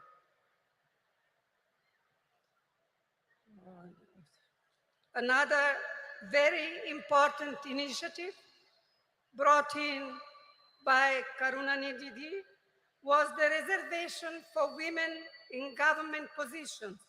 Today, women's participation in government services exceeds 30%. And I am told that just recently, Chief Minister MKStalin has raised it to 40%. And I commend your Chief Minister for this. கலைஞர் கருணாநிதி அவர்கள் செய்த முக்கியமான மற்றொரு சீர்திருத்தம் என்னவென்று சொன்னால் அரசு பணிகளிலே பெண்களுக்கான இடஒதுக்கீட்டை செய்தது. அதன் விளைவாக அரசு பணிகளிலே 30 விழுக்காட்டை சார்ந்தவர்கள் பெண்களாக இருந்தார்கள். இன்று நம்முடைய முதலமைச்சர் ஸ்டாலின் அவர்கள் தலைமையிலே செயல்படுகின்ற அரசு அந்த 30 விழுக்காட்டை 40 விழுக்காடாக உயர்த்தி பெண்களை பெருமைப்படுத்தி இருக்கிறது. And it comes at no surprise that through initiatives like the midday meal program, the promotion of women empowerment, and encouragement of female education, Tamil Nadu boasts today of some of the most impressive maternal and infant mortality rates in India. பெண்களுடைய நல்வாழ்வுக்காக தமிழக அரசால் எடுத்துக்கொள்ளப்பட்டிருக்கின்ற பல்வேறு திட்டங்கள், சத்துணவு திட்டங்கள், பெண்களுடைய நல்வாழ்வுக்காக எடுத்துக்கொள்ளப்படுகின்ற மருத்துவ துறையிலே செயல்படுத்தப்படுகின்ற திட்டங்கள், தாய்மார்களுக்காகவும் பால் குடிக்கும் சேய்களுக்காகவும் அரசாங்கம் நிறைவேற்றுகின்ற பல்வேறு திட்டங்கள் மிக சிறப்பாக செயல்படுகின்ற காரணத்தினால்தான் இந்த தமிழ்நாட்டிலே தாய் சேய் இறப்பு விகிதம் இந்தியாவிலேயே மிக குறைந்த நிலையிலே இருப்பதற்கு காரணம் அதுதான். It is unfortunate that many of these efforts and programs to help to empower women have not been reflected at the national level.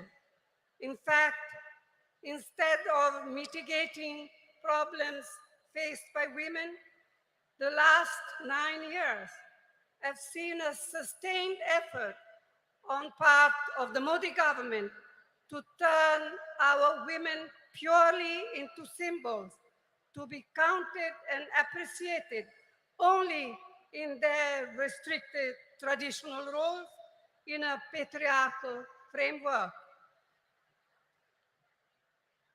கடந்த சில ஆண்டுகளாக கடந்த 9 ஆண்டுகளாக மோடி அரசினுடைய நடவடிக்கைகள், இந்த நாம் ஏற்றுக்கொண்டிருக்கின்ற திட்டங்கள், நாம் பெற்றுத்தந்த உரிமைகள், கடந்த 70 ஆண்டுகளிலே நாம் செய்த நல்ல முயற்சிகளை எல்லாம் சீரழிக்கின்ற வகையிலே செயல்படுவது நமக்கு ஏற்பட்டிருக்கிற மிகப்பெரிய துரதிர்ஷ்டம்.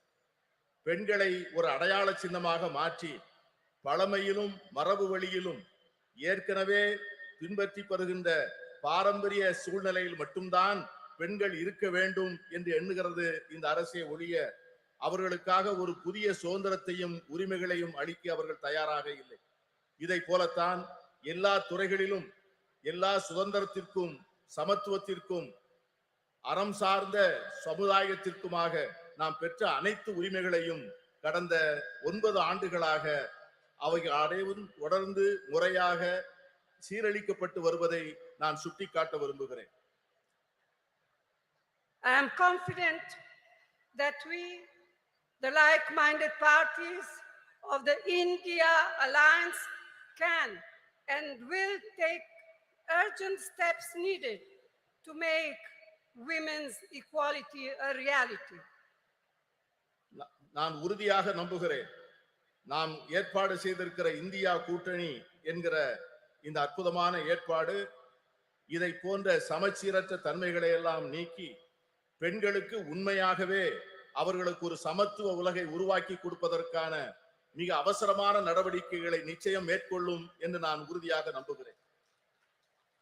And it is my fervent hope that we in the India Alliance will see to it that the bill will be implemented as soon as possible. We will all work together to see to it that it happens. நான் உறுதியாக சொல்லுகிறேன், India கூட்டணி என்பது நிச்சயமாக இந்த மகளிர் இடஒதுக்கீட்டுக்கான சட்டத்தை நிறைவேற்றிய தீரும். அதை நிறைவேற்றி ஒரு நல்ல சூழ்நிலையை நாம் ஏற்படுத்திய தீர்வோம். இங்கே குழுமி இருக்கின்ற நாம் அதற்கான உறுதியை எடுத்து அதை நோக்கி செயல்பட வேண்டும் என்று நான் கேட்டுக்கொள்கிறேன். This is our goal. This will be the India Alliance goal, and this is what we women must fight for. If we fight for all together, we shall be victorious. இதை இந்தியா கூட்டணியை சார்ந்த கட்சிகள் நிச்சயமாக செய்யும். நாம் அனைவரும் சேர்ந்து போராடுவோம். நாம் அனைவரும் சேர்ந்து நிச்சயமாக இதனை சாதிப்போம். We shall be victorious. Vetri namade nandri. நன்றியோடு உழைப்போம், வெற்றி நமது. We feel honored by your presence and thank you for your historical address in this historical event, madam. நூற்றாண்டு கண்ட திராவிட இயக்கத்தின் நீட்சியாய் தந்தை பெரியார், பேரறிஞர் அண்ணா, தமிழின தலைவர் முத்தமிழறிஞர் கலைஞரின் வழியில் மகளிர் உரிமைகளை பேணி பாதுகாத்து பார் போற்றும் வண்ணம் திராவிட மாடல் ஆட்சியை நடத்தி வரும் திராவிட முன்னேற்ற கழக தலைவர் மாண்புமிகு தமிழ்நாடு முதலமைச்சர் அவர்களை தலைமை உரையாற்ற அன்புடன் அழைக்கிறோம்.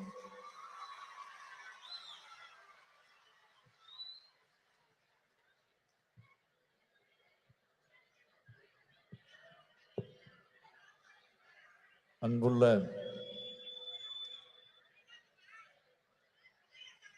முத்தமிழறிஞர் தலைவர் கலைஞர் அவர்களின் 100 விழாவை ஒட்டி கழக மகளிரணியின் சார்பில் நடைபெற்றுக் கொண்டிருக்கக்கூடிய மகளிர் உரிமை மாநாட்டில் கலந்து கொண்டு இங்கு எனக்கு முன்னால் உரையாற்றி அமர்ந்திருக்கக்கூடிய காங்கிரஸ் கட்சியினுடைய நாடாளுமன்ற குழுவினுடைய தலைவர் பெருமதிப்பிற்குரிய அன்னை சோனியா காந்தி அவர்களே, மாண்புமிகு நீர்வளத்துறை அமைச்சர் அண்ணன் துரைமுருகன் உள்ளிட்ட அமைச்சர் பெருமக்களே, முன்னிலை பொறுப்பை ஏற்று முனைப்பாக இந்த நிகழ்ச்சியை ஏற்பாடு செய்து வெற்றி கண்டிருக்கக்கூடிய கழகத்தினுடைய துணை பொதுச் செயலாளர், நாடாளுமன்ற குழுவினுடைய துணைத் தலைவர் என்னுடைய அருமை தங்கை கனிமொழி அவர்களே,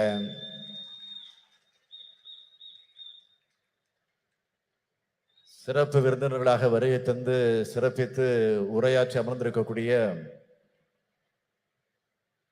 மரியாதைக்குரிய திருமதி பிரியங்கா காந்தி அவர்களே, முன்னாள் முதலமைச்சர் திருமதி மெஹபூபா முஃப்தி அவர்களே, திருமதி சுப்ரியா சுலே எம்பி அவர்களே, மாண்புமிகு பீகார் மாநிலத்தினுடைய அமைச்சர் திருமதி லட்சுமி சிங் அவர்களே, திருமதி சுபாஷினி அலி அவர்களே, திருமதி டிம்பிள் யாதவ் எம்பி அவர்களே, திருமதி ஆனி ராஜா அவர்களே, திருமதி ராக்கி பிட்லன் அவர்களே, திருமதி சுஷ்மிதா தேவ் அவர்களே, திருமதி சுகேசிங் அவர்களே,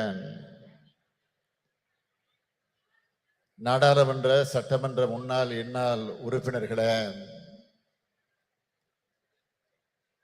நம்முடைய தோழமை கட்சிகளை சார்ந்திருக்கக்கூடிய முன்னோடிகளே, தலைவர் பெருமக்களே, கழக மகளிரணியின் செயலாளர் திருமதி ஹெலன் டேவிட்சன் அவர்களே, மகளிரணியினுடைய தொண்டரணி செயலாளர் திருமதி நாமக்கல் ராணி அவர்களே, திரளாக திரண்டிருக்கக்கூடிய மகளிரணியை சார்ந்த சகோதரிகளே, உள்ளாட்சி அமைப்பு பிரதிநிதிகளே, அருமை பெரியோர்களே, தாய்மார்களே, இளைஞரணியின் செயலாளர் தம்பி உதயநிதி ஸ்டாலின் அவர்களே, மற்றும் பல்வேறு அணிகளை சார்ந்திருக்கக்கூடிய அமைப்பாளர்களே, துணை அமைப்பாளர்களே, பெரியோர்களே, தாய்மார்களே, தொலைக்காட்சி பத்திரிகை உலக நண்பர்களே, என் உயிரோடு கலந்திருக்கக்கூடிய தலைவர் கலைஞர் அவர்களின் உயிரினும் உயிரான அன்பு உடன்பிறப்புகளே, உங்கள் அனைவருக்கும் என்னுடைய அன்பான வணக்கம்.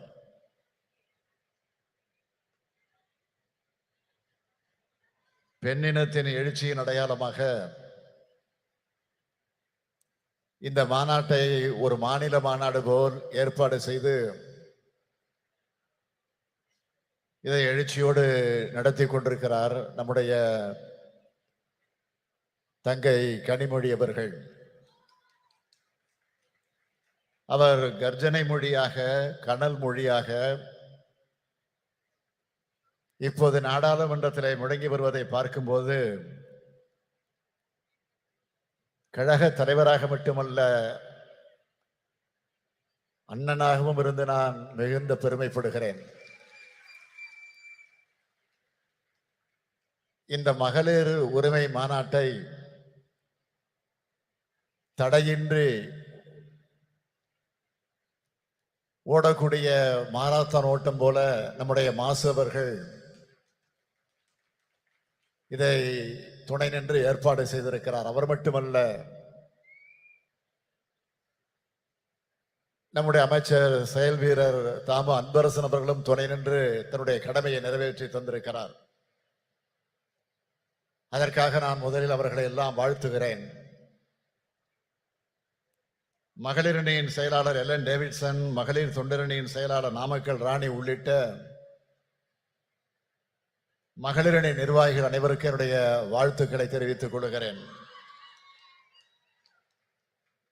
காஷ்மீர் முதல் கன்னியாகுமரி வரை இருக்கக்கூடிய பெரும்பாலான மாநிலத்தை சார்ந்திருக்கக்கூடிய பெண் தலைவர்களை அழைத்து வந்து ஏற்றத்தோடு ஏற்பாடு செய்திருக்கக்கூடிய இந்த மாநாடு இது தமிழ்நாட்டினுடைய பெண்கள் மாநாடாக மட்டுமல்ல, இந்தியாவினுடைய பெண்கள் மாநாடாகவும் நடைபெற்றிருக்கிறது என்பதை நான் பெருமையோடு பதிவு செய்து கொள்ள விரும்புகிறேன். இதுவரை சென்னை சங்கமம் நடத்தி காட்டிய தங்கை கனிமொழி அவர்கள் இப்பொழுது இந்திய சங்கமத்தை நடத்தி காட்டியிருக்கிறார். இதுதான் வித்தியாசம். இதற்கெல்லாம் மகுடம் வைத்தார் போல் அன்னை சோனியா காந்தி அவர்கள் இந்த நிகழ்ச்சிக்கு வருகை தந்திருக்கிறார்கள். நேருவின் மகளே வருக, நிலையான ஆட்சி தருக. 1980ஆம் ஆண்டு தலைவர் கலைஞர் அவர்கள் அம்மையார் இந்திரா காந்தி அவர்களை அழைத்து வந்து அந்த வாசகத்தை சுட்டி காட்டி பெருமைப்படுத்தினார். 2024ஆம் ஆண்டில் இந்திராவின் மருமகளே வருக, இந்தியாவின் திருமகளே வெல்க என்று வரவேற்றார்கள். தலைவர் கலைஞர் அவர்கள் சொன்னதைப் போலவே 40லும் வென்றோம். அகில இந்திய அளவில் காங்கிரஸ் கூட்டணி மகத்தான வெற்றியை பெற்றது. அப்போது தனக்காக காத்திருந்த பிரதமர் பதவியை மறுத்து இந்திய அரசியல்வானில் ஒரு கம்பீர பெண்மணி என நின்றவர் அன்னை சோனியா காந்தி அவர்கள். அப்போது அன்னை சோனியா காந்தி அவர்கள் தான் ஆட்சிக்கு தலைமை வகித்து பிரதமராக வேண்டும் என்று தலைவர் கலைஞர் அவர்கள் முன்மொழிந்தார்கள். அது வரலாறு. When தலைவர் கலைஞர் left us to his resting place, Madam Sonia Gandhi sent a letter. She wrote for me, Kalaignar's loss is very personal. He always showed me great kindness and consideration which I can never forget. He was like a father figure to me.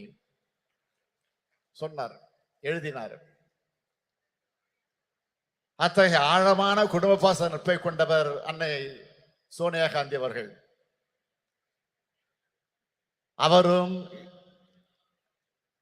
இளம் அரசியல் ஆளுமையாக மிளர்ந்து கொண்டிருக்கக்கூடிய அருமை சகோதரி பிரியா காந்தி அவர்களும் இங்கு வந்திருப்பது நமக்கெல்லாம் மகிழ்ச்சி அளிக்கிறது. தென்னகரில்லா மெஹபூபா முஃப்தி அவர்கள் ஒரு மாநிலத்தினுடைய முன்னாள் முதலமைச்சர். சுப்ரியா சோலை எழுந்தாலே நாடாளுமன்றத்தில் பாஜகவினர் அஞ்சி நடுங்குவார்கள். பார்க்கிறது தான் இப்படி இருக்கிறார். ஒரு பீகாரில் இருந்து அருமை நண்பர் நிதிஷ்குமாரின் குரலை எதிரொலிக்க லஷி சிங் வந்திருக்கிறார்.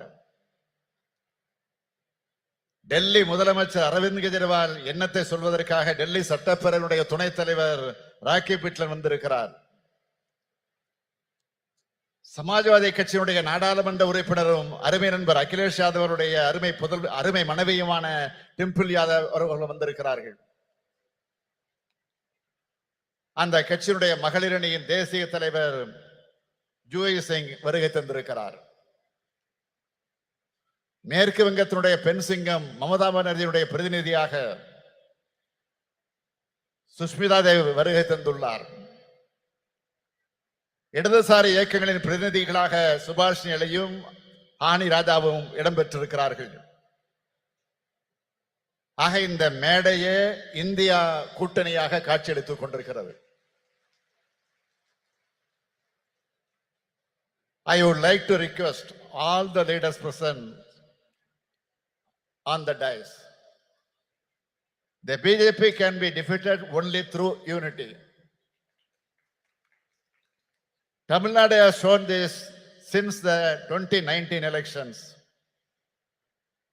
A united alliance like one in Tamil Nadu should be formed in every state across India. If the anti-BJP parties can unite and rise above the minor differences, we can surely defeat the BJP, which is against the interest of the people of India. I urge our sisters present here to relay this message to their party leaders. Bharatiya Janata கட்சியை தோற்கடிப்பது என்பது இந்தியாவில் இயங்கக்கூடிய அனைத்து ஜனநாயக கட்சியுடைய வரலாற்று கடமை.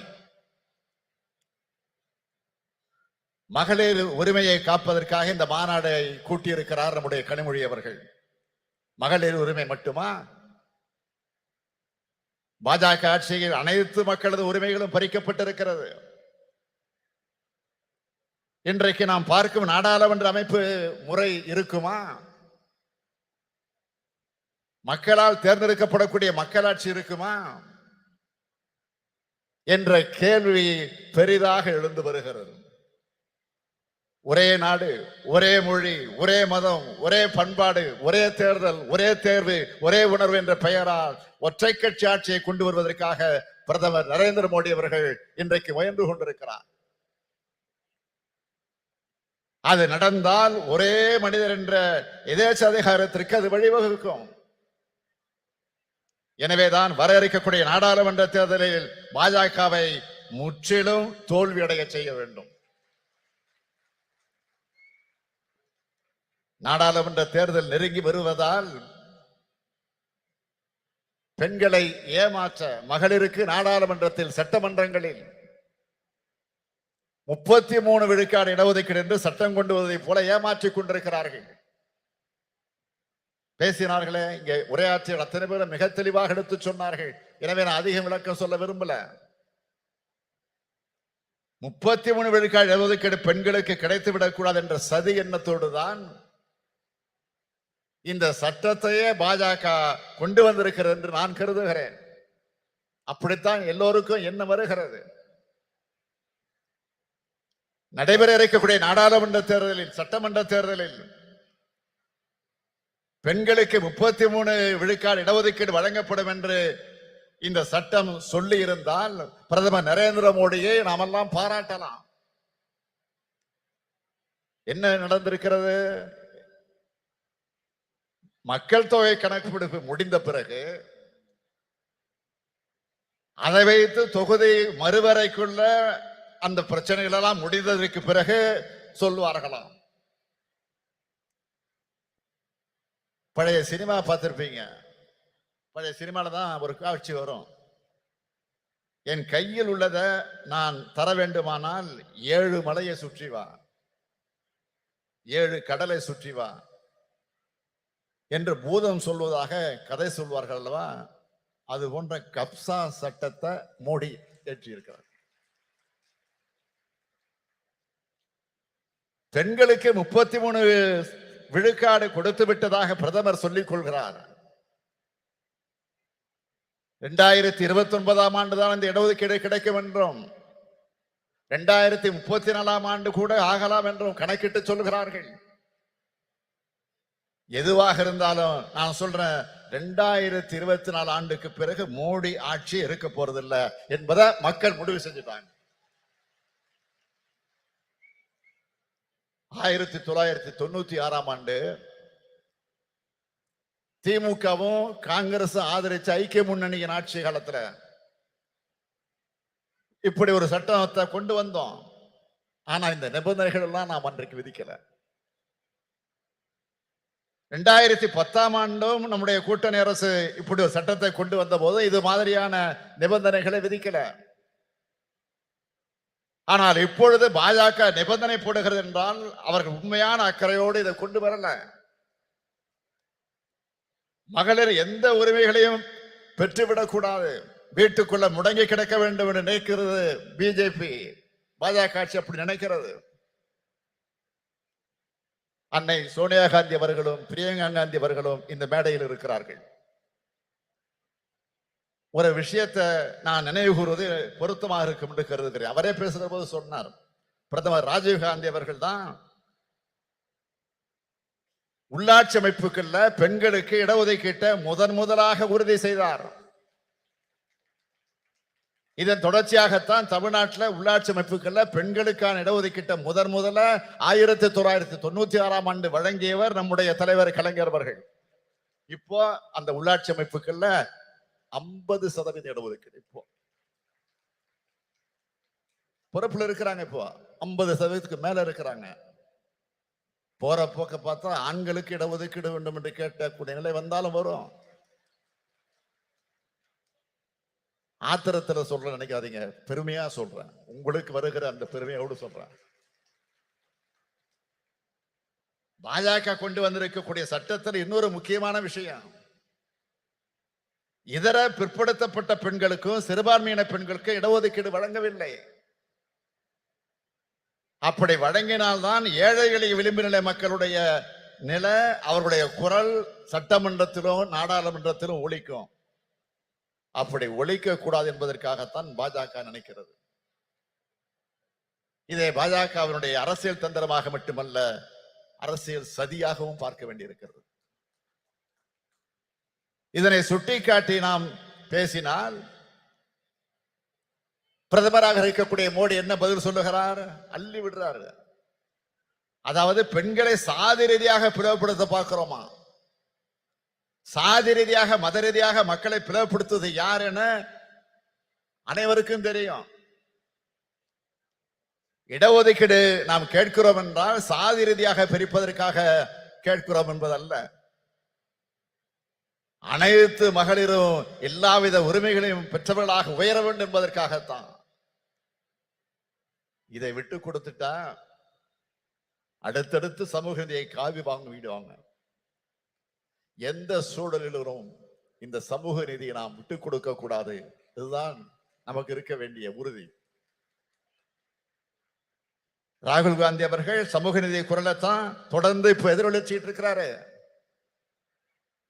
India கூட்டணி என்பது வெறும் தேர்தல் கூட்டணியாக மட்டுமல்ல, கொள்கை கூட்டணி. அதை மறந்துடாதீங்க. சமூக நீதி, மதச்சார்பின்மை, மாநில சுயாட்சி, கூட்டாட்சி கருத்தியல், அனைவருக்குமான அரசியல் பங்கீடு என்ற கோட்பாடுகளை கொண்டதாக இந்த கூட்டணி அமைந்திருக்கு. இந்தியா கூட்டணியை வெற்றி பெற வைப்பதன் மூலமாக மகளிர் உரிமை மட்டுமல்ல, அனைத்து உரிமைகளும் அனைவருக்கும் கிடைக்கக்கூடிய இந்தியாவாக நாம் உருவாக்க வேண்டும்.